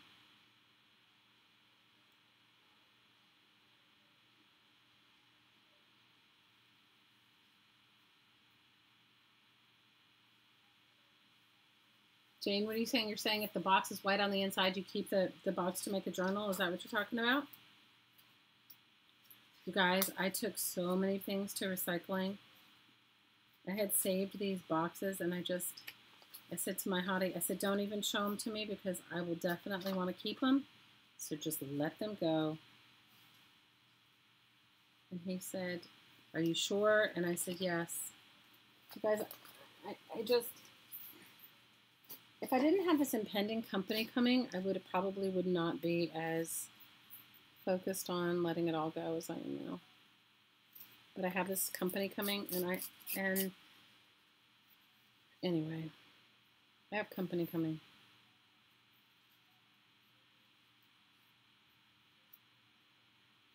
I have some company coming, and I'm just going to focus on letting it go. Linda says she's watching.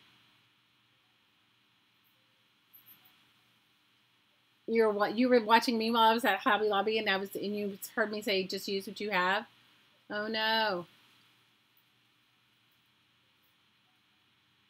And you walked out without one pair of Tim Holtz scissors on sale. I might have bought the Tim Holtz scissors. I like that envelope too, Amberly. It's pretty cool.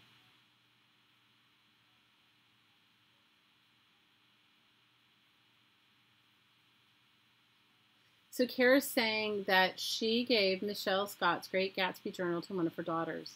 And she was over the moon, and she had no idea it was coming. And journals regularly. Oh, Kara, that's so awesome. I'm sure Michelle would love that to know that.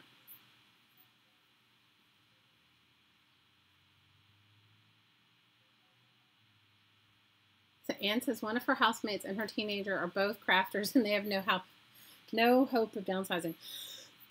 And you know what? Normally I wouldn't even worry about it, but I have, you guys, in the next, let's see,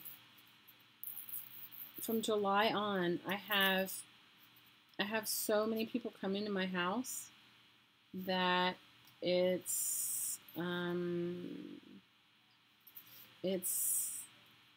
house is tiny, you guys. It's small, and so normally it's just me and Hottie and two of my children, and occasionally my older daughter comes with her husband, but they're all used to my art mess, you guys. They're used to me like arting wherever I want to art. They're all in some way, shape, or form an artist themselves, so I don't hear anything about it. I have a really old dear friend of mine coming, and she's bringing her child. And then I have my sister's coming, and she's bringing a friend. And then I have I just have a bunch of people.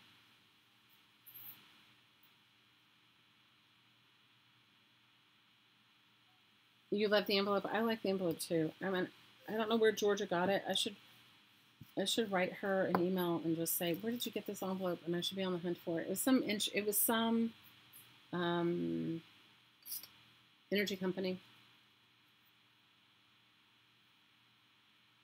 Hi, Laura. How are you? I saw you guys. You're posting how much everybody's missing Miss Jessica. I saw Miss Jessica's pictures. She's coming back soon, yeah, isn't she? She's away in Arizona with her mom, yeah? Okay, so here is my Indian face, and I think it has 4 coats of, the key is 4 dry coats of Mod Podge. Now I just have to decide which one of these I'm going to put it on. I think I'm going to put it on this one. Or I can put it on this one. I think I'm going to put it on this one.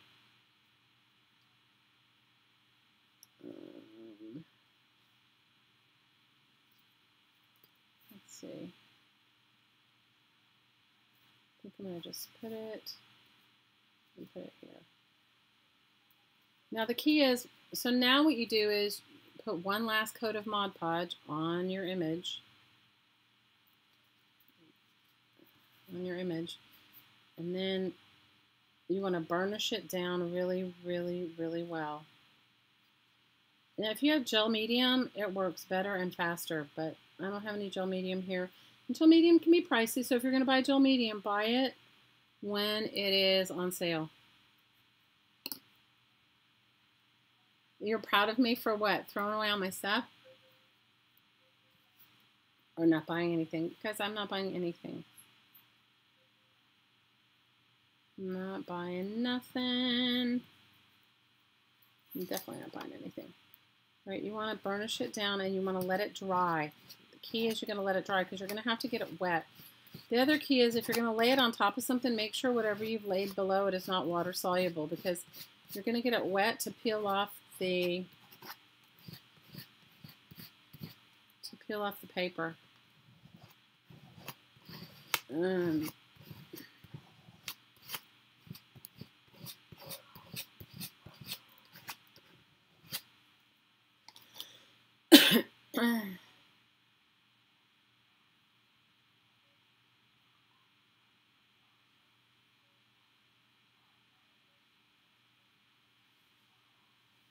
Oh, Laura, you sent Kara a box. You're so sweet.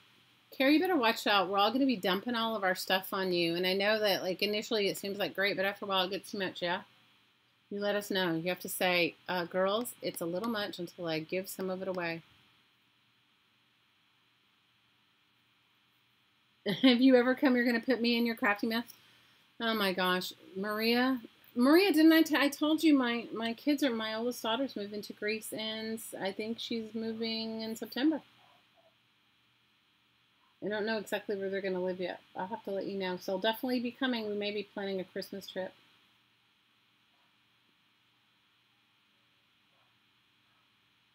Right now it's great. Oh, Kara, I can imagine, but you know, you have to tell people, say, okay, I'm not accepting or what you are accepting.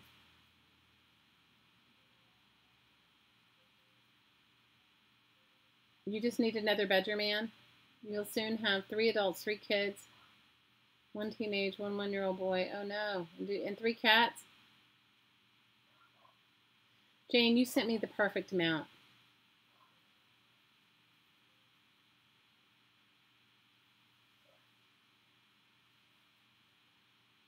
Kara says right now she has more to give away than she has, so it's greatly appreciated. That's awesome. You know, sometimes some people send you things and you want, I don't like to ever send people stuff that I think is going to burden them. So, you know what I mean? Like,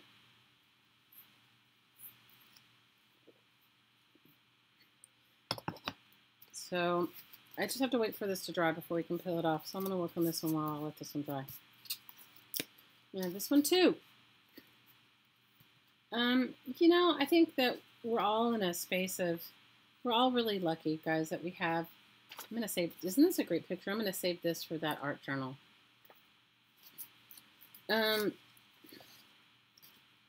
So we all have enough.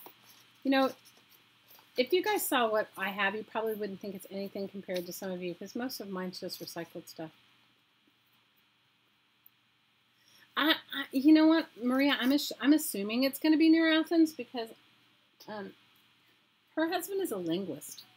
He speaks all kinds of languages, so I don't know. I don't know if he speaks. I don't think he speaks Greek, but he speaks. He may speak Greek. I don't know. He speaks Chinese and Japanese and French and Spanish and German, and so after I take this part off, we'll do our woo woo. So for those of you that want to stay, it's going to be a few more minutes though, because I've got a little bit of time before I can rub that paper off.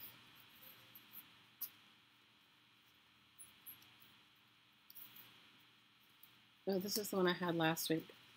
I like her, and I like the colors, but I just couldn't figure a configuration that went well with it. I didn't find something I liked with it. This definitely needs, I just don't have a lot of images out. Good night, Luann. Big hugs.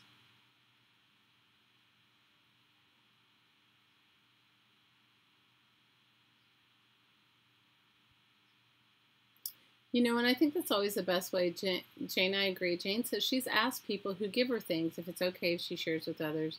I think that's great. Kara says, so far, it's no burden. She even has hardest to her junk journaler, so even her own stash is down to skimpy. Well, that's good, though. Then at least you're not creating more havoc for yourself.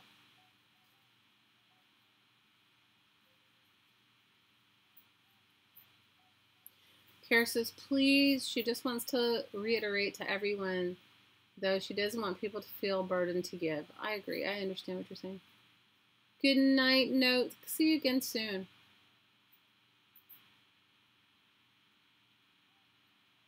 You're throwing out painting papers you don't love. You love the process. Trish, I totally understand. I completely understand. I completely and absolutely understand. I mean, it's if you just look at it like it's therapy, right? You're like working on your own process and you're doing your own thing.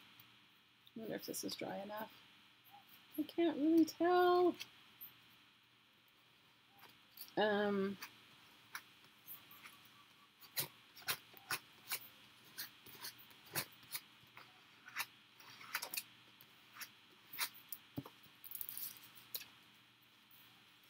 Jane says, Trish, she just adds another layer.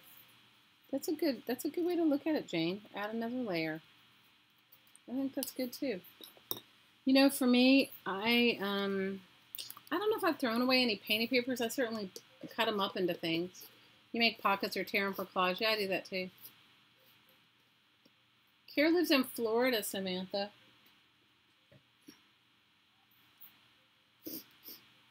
Kara, how many junk journal kits have you passed out so far? Do you have more junk journalers than you have kits for? She's in Fort Myers, she says.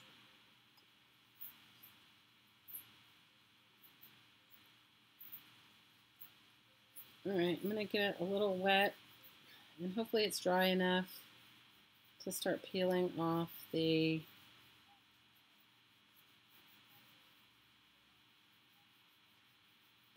layer. This is just a kitchen sponge that I'm dipping into my paint water because I don't bring any water over here with me.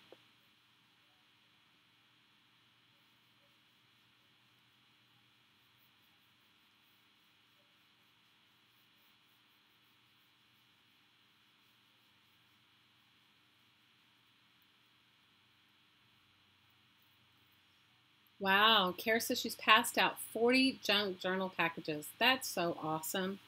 40 people that want to make junk journals? Oh my gosh, I think that's fabulous. Don't you think junk journaling is addictive? I don't know why it is, though. Anybody else want to pipe in and say what you think? Do you think junk journaling is addictive? I do. I know for me, like you need to make card kits. What do you put in your card kits? Kara says she's made up 25 made up 25 more, or you have to make up 25, and she has more card kits and jewelry kits to make up. Well, I am sure whoever is receiving them, Care, is probably just so appreciative. Is probably just over the moon appreciative.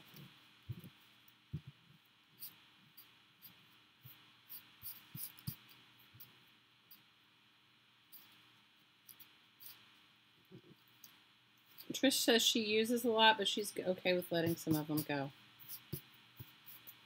Okay, I probably didn't let this dry enough, but it won't matter because it's a mixed media postcard. But you guys will get the idea.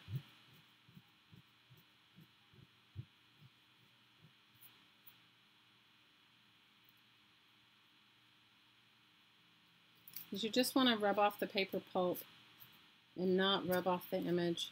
So you gotta go slow, and obviously I'm not very patient tonight.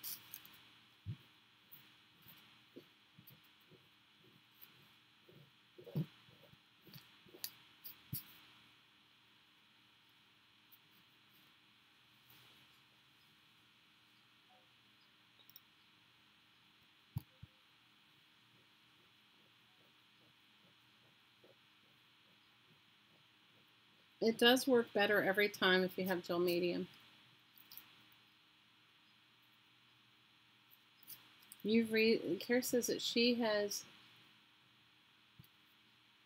Now you all know why we're so tired. Oh, I'm sorry, Kara, but you know, I think it's like takes a certain level of dedication. You've certainly shown that, Mama. She said she's received some of the most amazing transformations and conversations with people. Oh, that's so awesome. I may let it dry a little bit more because it looks like I'm pulling off some of the original image, which means the glue isn't dry underneath. But you guys get the idea, yeah? And if you haven't done this, it works. Usually I'm more patient than I am today, but it does work really well. But when you use matte medium, it works, gel medium, it usually works 90% of the time. Maybe I'll let it dry while we're doing the woo-woo, and then I'll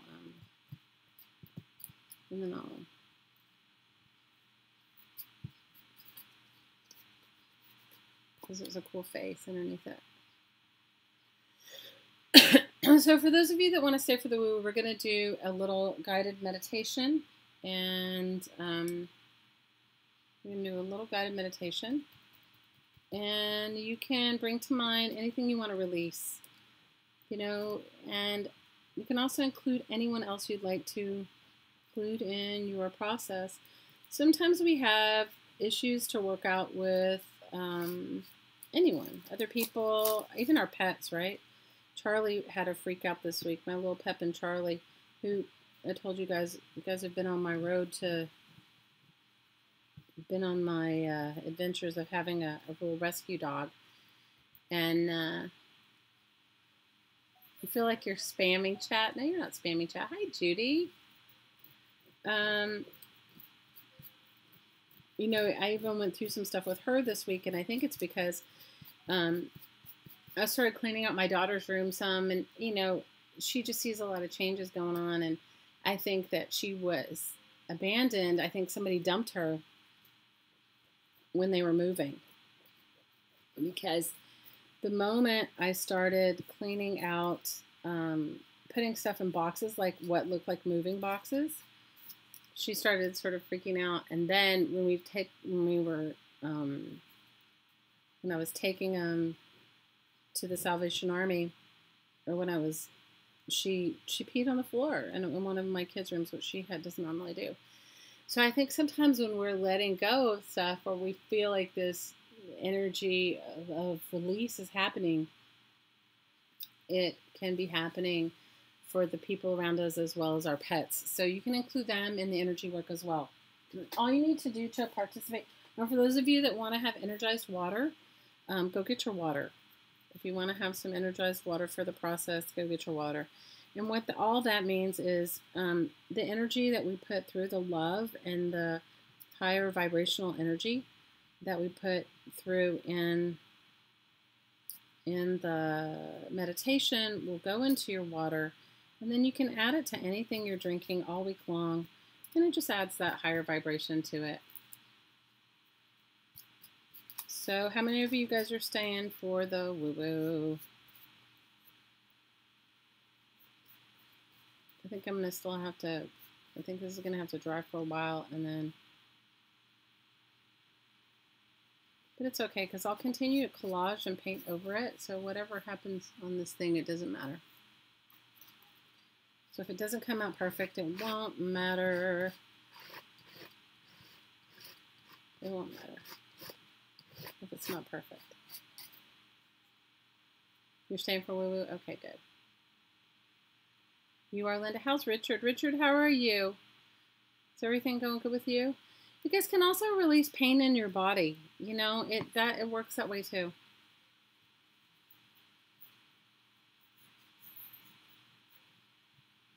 Physical pain as well.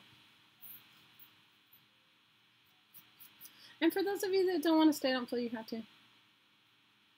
Good night, Samantha. We love you. How's your daughter? How's your sweet daughter? How's sweet Amanda? Is she doing well? I hope.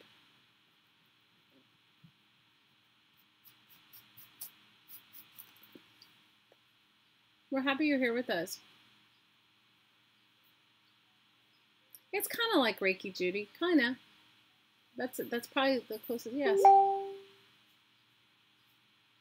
Sunny and Cher do not want to fit in the envelope. Oh, that is so funny. You are so funny. You are hilarious, Jane. Good night, Trish. Love you.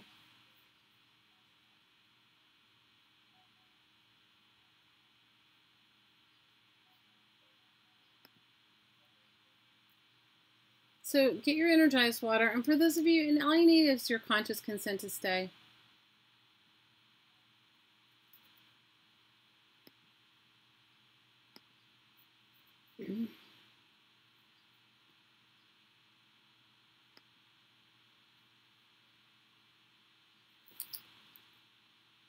She's been in and out of hospital. Oh no, Samantha. Okay, I'll put her in the woo-woo. You know, I'll definitely put her in the woo-woo. You've trimmed the backing twice and it still won't fit in the envelope. Oh no, Jane.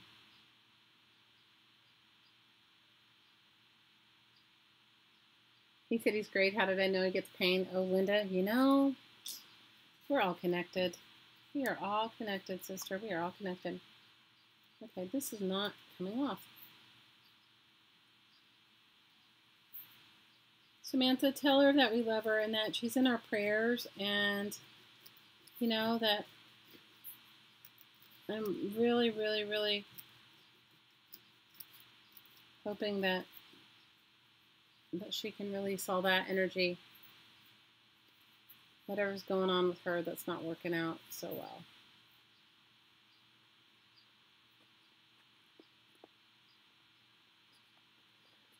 Linda, you know, did you share the inner child meditation with Richard at all? We love you, Amberly. Oh no, girl. I've been there. I've been there with those kids being sick. I know it. I'm going to have to keep working on this. It just needs to dry. It's just not coming off.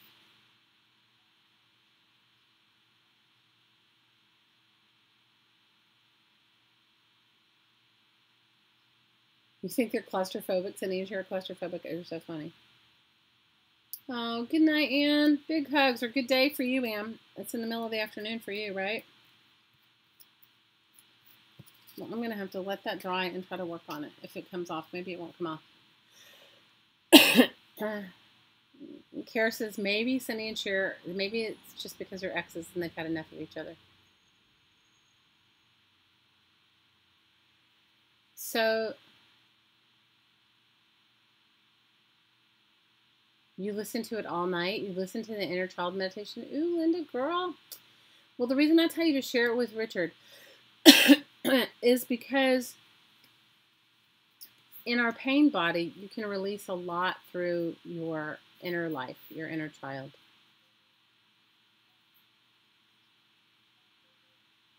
You know, so if he listens to it and he does it, maybe it'll work for him too. I know it will if he does it. It's 1 p.m. where you are, Ann. Ooh. Well, it's 5 p.m. where I am, and I think it's like 11 p.m. On the East Coast time, yeah?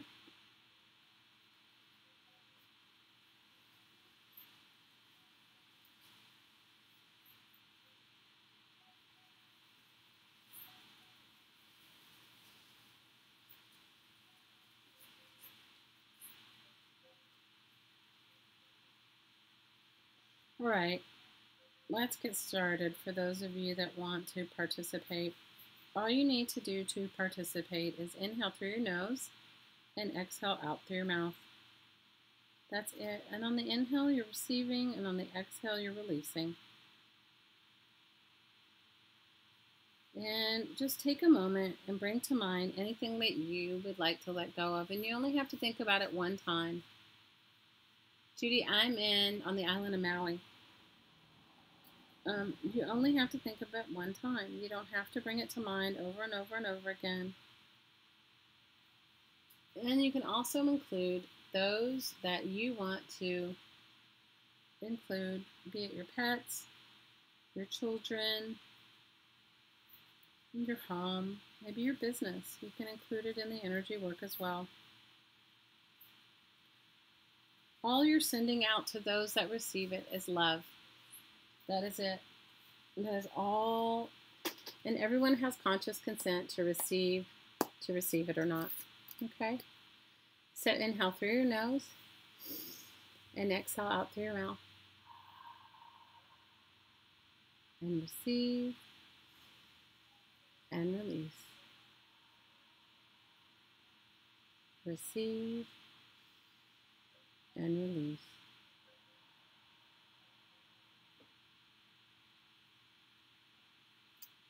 Imagine yourself in a column of light. And when you look up, you can't see the end. And when you look down, you can't see the end. This is your column of light.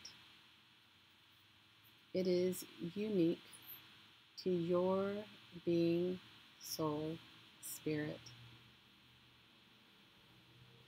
Allow your column of light to extend as far and as wide as it would like to go.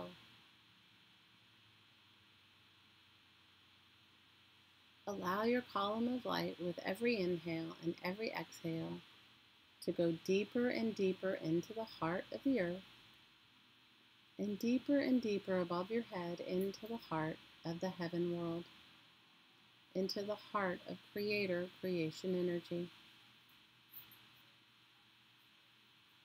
Let's follow our column of light into the heart of the earth. Let's give our column of light big roots like oak tree roots, deep into the heart of the earth.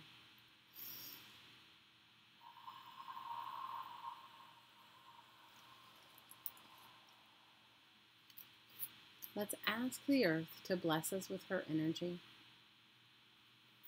I see this energy like beautiful golden light, but you can see it, feel it, think it, or just know it any way that works for you.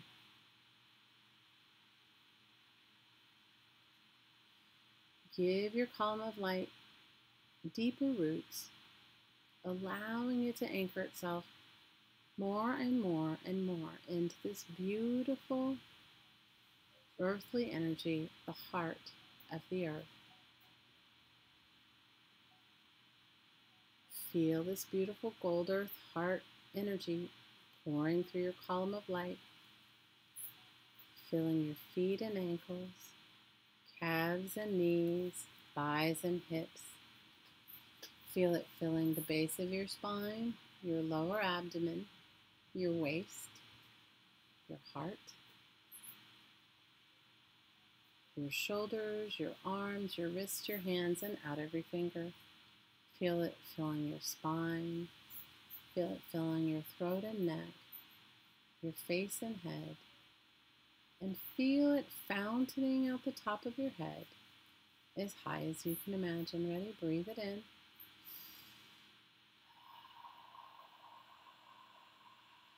Breathe it in. And breathe it in.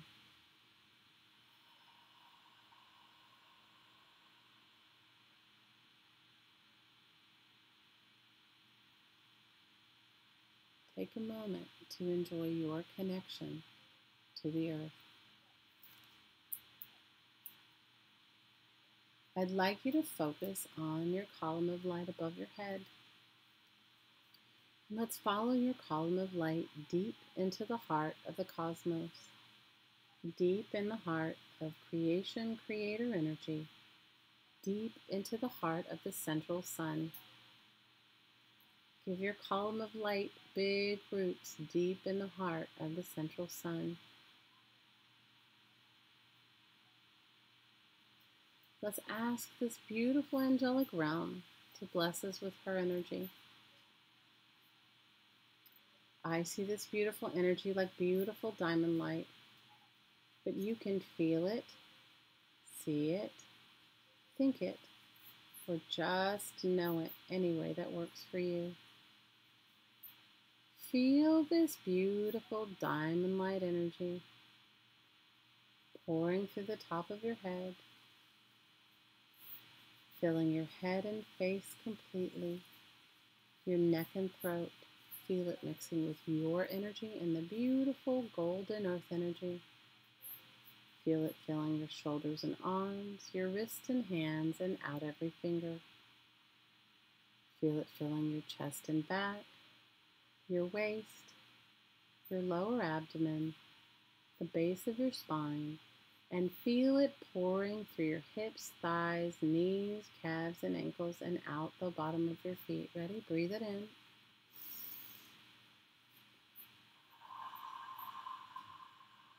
Breathe it in.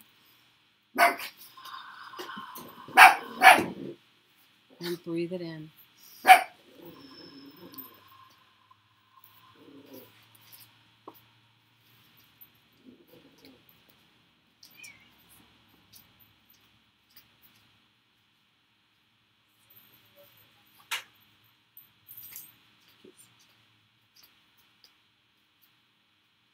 Take a moment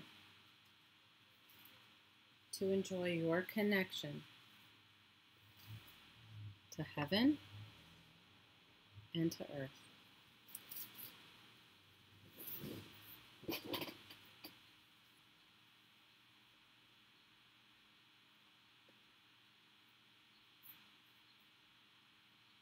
I'd like you to focus on your heart, and I'd like us to open a window to our heart.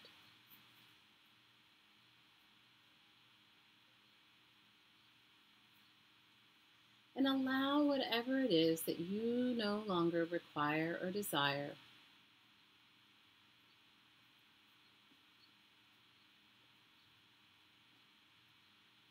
to exit your body personality through your heart center. I see this sometimes like smoke leaving. And on the inhale, you're going to receive peace, love, and bliss. And on the exhale, you're going to release anything that no longer serves you. Ready? Receive peace, love, and bliss, focusing on your heart. And release anything else.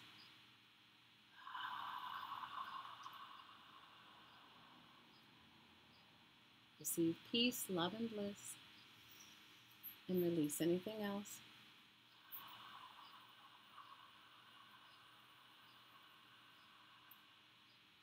Receive peace, love, and bliss, focusing on your heart.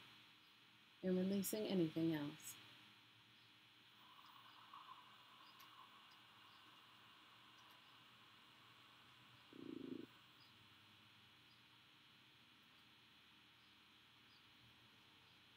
One more time, focusing on your heart. Receive peace, love, and bliss. Open the window and allow whatever isn't serving you to leave. Ready? Receive in love. Release in love.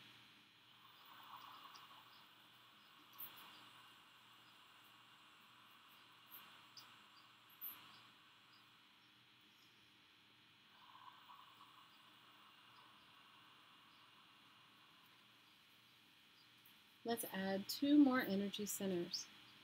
Let's add the one in your throat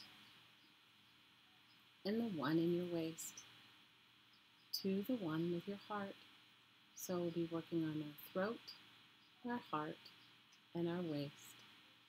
On the inhale, receive peace, love, bliss, and freedom. And on the exhale, release anything else.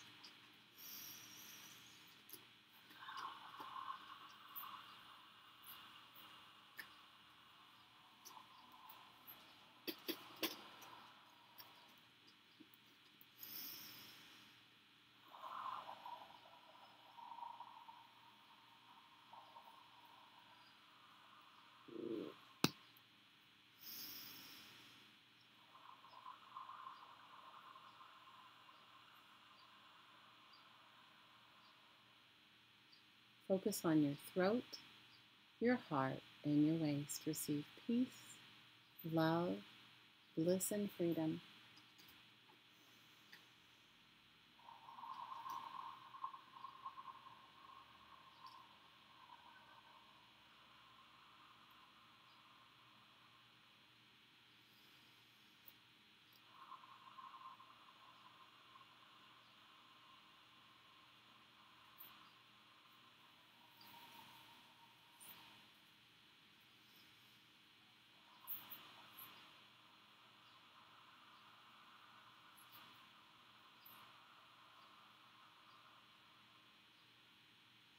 Let's add 2 more energy centers. The one in your lower abdomen and the one in the center of your forehead. We're working on the center of your forehead, your throat, your heart, your waist, and your lower abdomen. Receive and love peace, love, bliss, and freedom.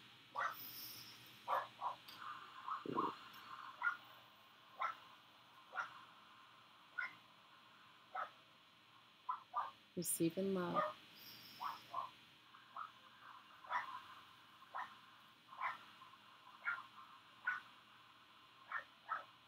Receive and love.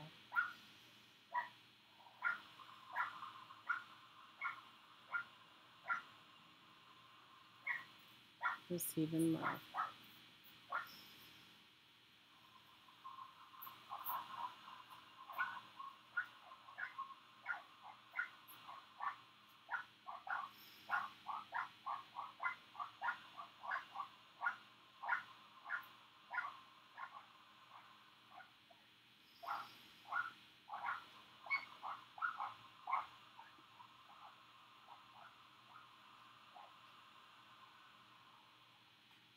Let's add 2 more energy centers, the one at the top of your head and the one at the base of your spine.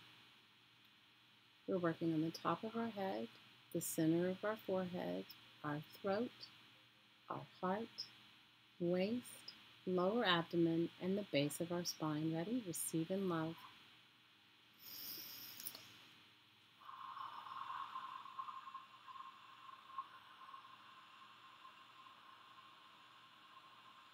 Receive and love.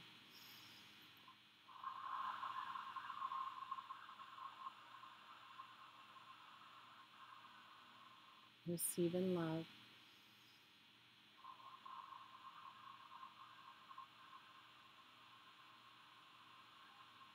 Receive and love.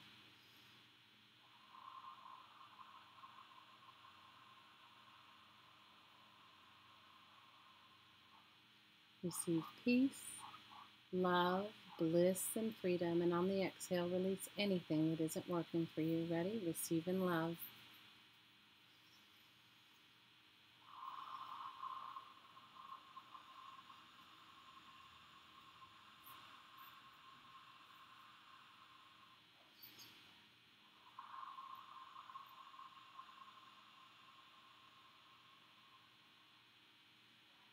Add 2 more energy centers, the one 1 foot above your head and the one 1 foot below your feet.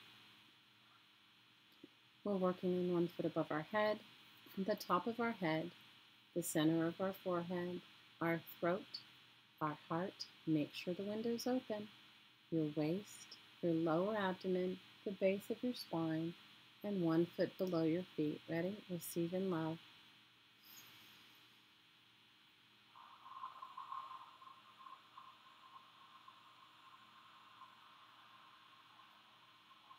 Receive and love.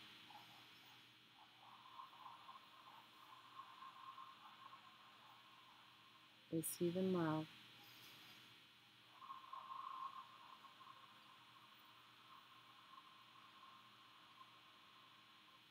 Receive in love.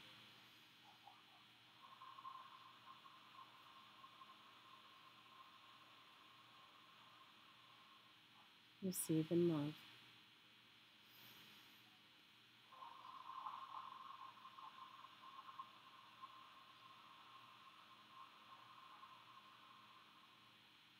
Receive in love.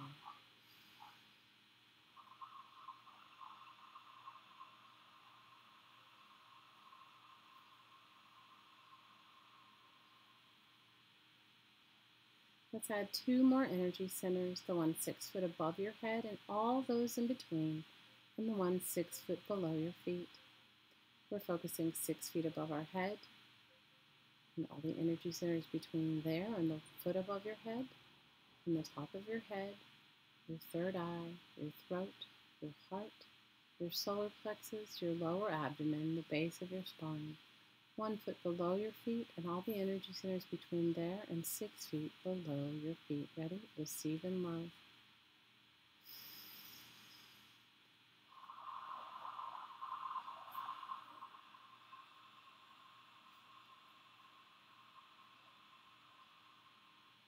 Receive in love.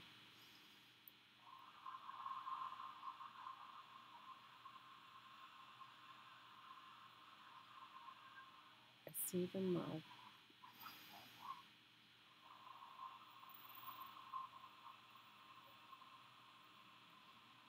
Receive in love.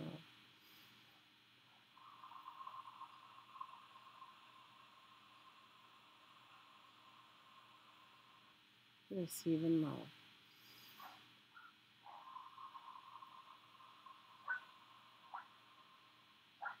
Let's add 2 more points of light. The one above your head in the heart of Creator, creation energy, in the heart of the central sun, and the one in the heart of the earth. So we're focusing on the heart of the central sun and all the points of light between there and 6 feet above our head. Focusing on the point of light 6 feet above our head and all those between there and 1 foot above our head. We're focusing on the top of our head, our third eye, our throat, our heart, our waist, lower abdomen, base of your spine, 1 foot below your feet, 6 feet below your feet, and into the heart of the earth. Ready? Receive peace, love, bliss, and freedom. Receive in love. Release in love.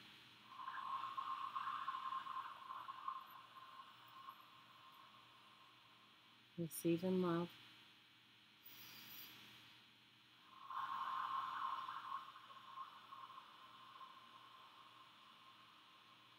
Receive in love.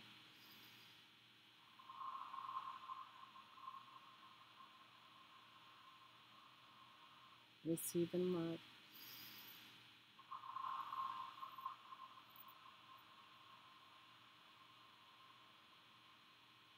Receive in love.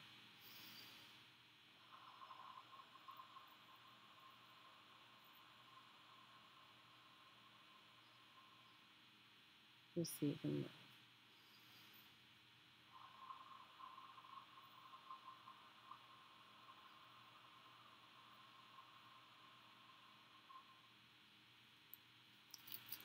I'd like you to bring to mind whatever it is and whomever else you would like to include in your energy work. Bring them to mind now. Receive in love and give in love.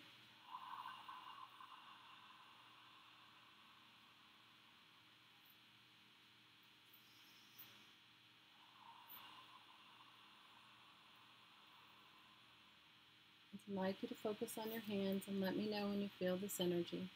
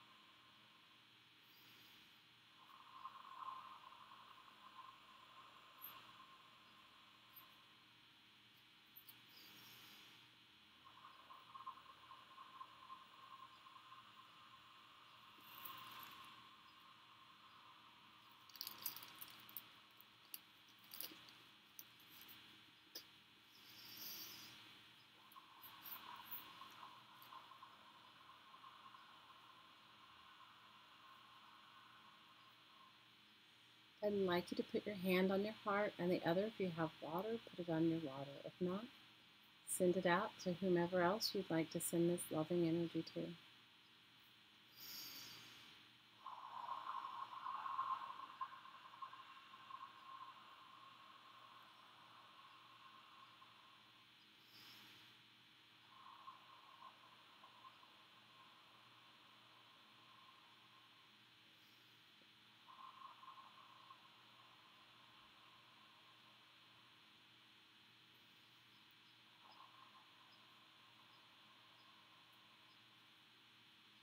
I'd like you to imagine an infinity symbol and see it like a figure 8 standing above your head, starting in the heart of the central sun, the heart of creator creation energy, crossing through your heart, entering deep into the earth, crossing back through your heart and ending where it began. On the inhale, receive love from the divine source, the heart of the central sun, the heart of creator creation, and the heart of the earth. And on the exhale, give back love to the heart of the earth, the heart of creation, creator energy, the heart of the divine, and the heart of the central sun. Ready? Receive in love and give in love.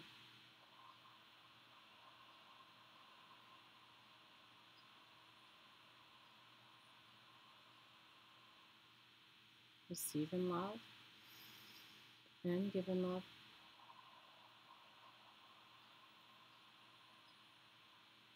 Receive in love and give in love.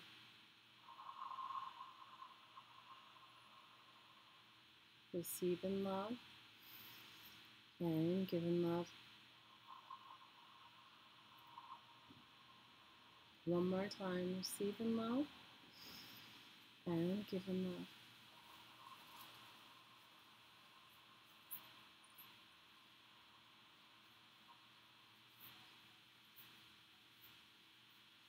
And when you feel ready, open your eyes and come back.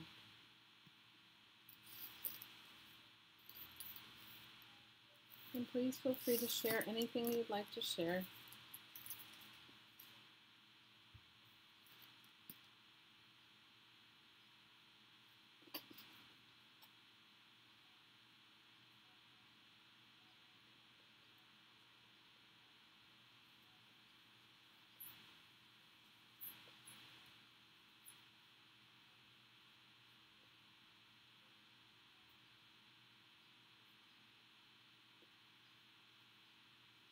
You're welcome, Care.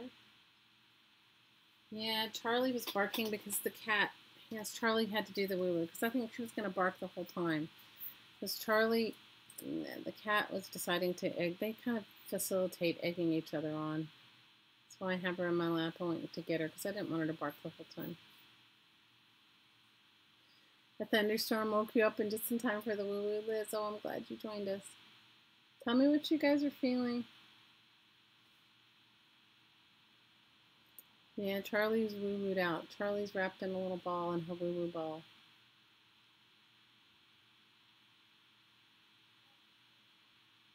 It is just like kids, Judy. It's totally like kids. They're just like egging each other on. They're also missing my littlest one because she, they're just both missing her so much. Oh, you feel peace? Oh, I'm so happy, Quentin. Thank you for telling me. Aw. Oh, Lynn, don't worry. You never have to worry about me. I'm glad you're here. You guys inevitably, whenever... Hey, Laura. Oh, you feel blissful? Oh, I'm so happy for you. Yep, I feel a little bliss myself. And it's always, it's like the law of probability for me. Whenever I'm going to do woo-woo, doesn't matter what time it is, the little boy with the electronic skating bike thing rides up and down, rides up and down. Good night, Judy. Love you. Have a wonderful night. Hope you sleep well. God bless you too.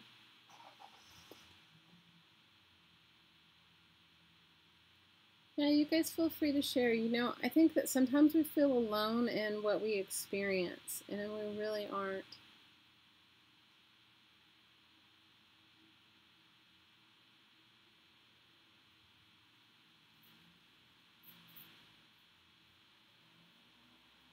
Your hands are warm when you put your hand to your heart. And when I wrote about it, oh, good job.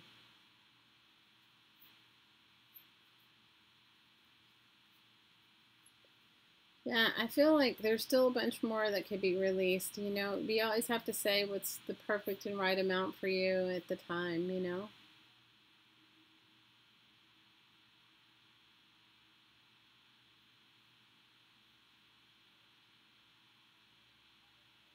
Oh, good, Charlie. You feel calm. I'm glad. I feel good too.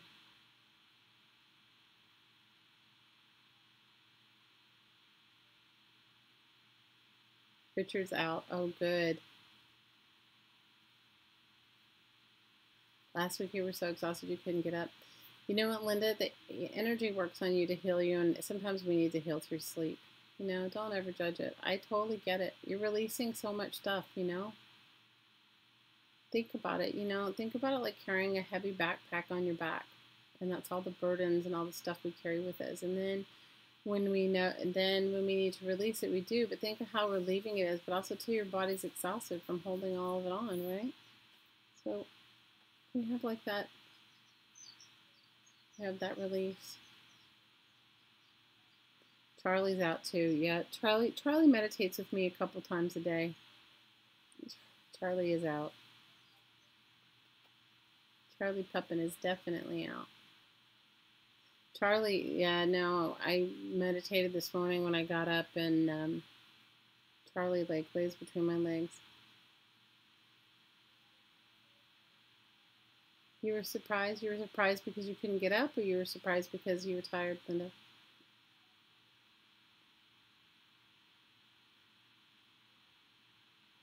You know, Linda, it just, we release so much and we don't even know what we're carrying, you know? And it's better that we don't know. It's better that we don't go into like, what is this I'm letting go of? Because, you know, then our head gets going. Better just to release it, you know, and be good with it. You guys are the light carriers. You're spreading light wherever you go, light and love wherever you go, and it's so needed right now. Everyone needs a safe place to fall. Everyone needs that. And you guys, we have to stick together as light workers no matter what your personal opinions are. Bringing more and more light and love and calm and peace into our world is what we all need right now. All of us. And so you're carrying that light and love and spreading it and bringing people relief wherever you go.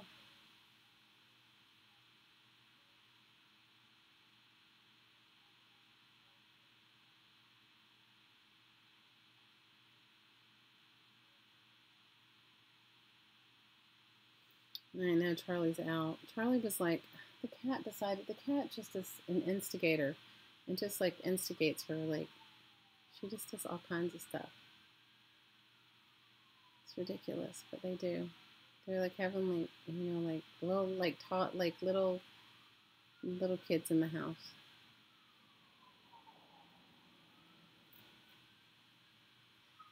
Corinne, we all need it. We all need to be able to feel like we have a safe place to fall, to rejuvenate, renew.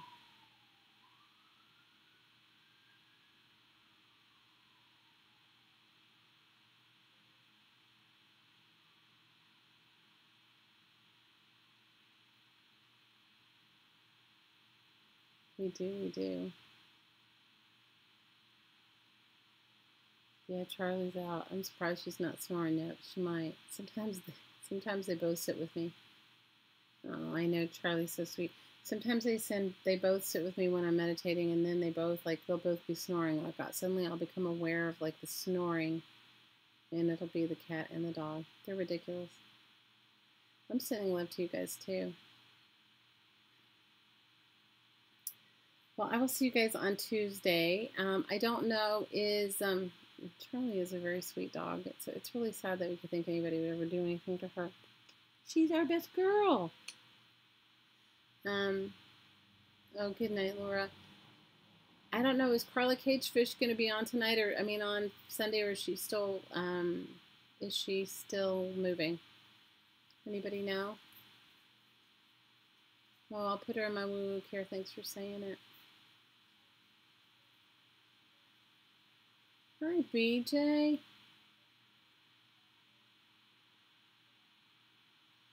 BJ, it does help.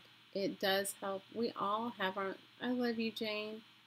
And I'm sending you so much healing love for your eyes. You know, BJ, you're absolutely right. BJ says she sometimes wonders how much she can help others, but when I smile and offer a few words of joy, they say it helps. It does help. Good night, Corinne. Big love. So I don't know if Carla's going to be on Sunday, but I think Jessica might be. Jessica Rapp, Two Silver Oranges. I think she may be streaming on Sunday. And you guys, support each other. Go and show each other love. My daughter is coming home on the 30th.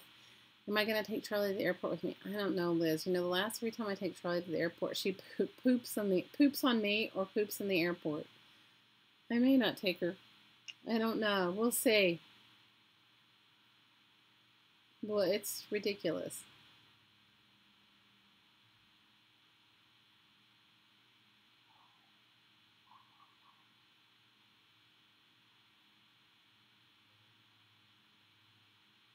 Yeah, but she's out. She's totally out. Well, I'll see you guys on Tuesday. I don't know if I will. If I'm still feeling bad, I won't. But I don't know. We'll see. I took enough antihistamine and Chinese herbs to make me feel good enough to do this now. I'm sure I'll fall out and go to sleep soon. I don't know if Meridel Abrams is still streaming, but if she is, you should head over there and say hi to her. She's the Mary Attier here on YouTube, and she's awesome. Also, Stacy from Pink Poodle Crafters, maybe. And she is fun to always hang out with. And know that I love you guys. And I'll see you on Tuesday. Thanks for hanging out with me. Thanks for the love and hugs to all of you always. And, as always, always, always, from my heart to your heart, I'm always sending you guys so much aloha. All right, until next time.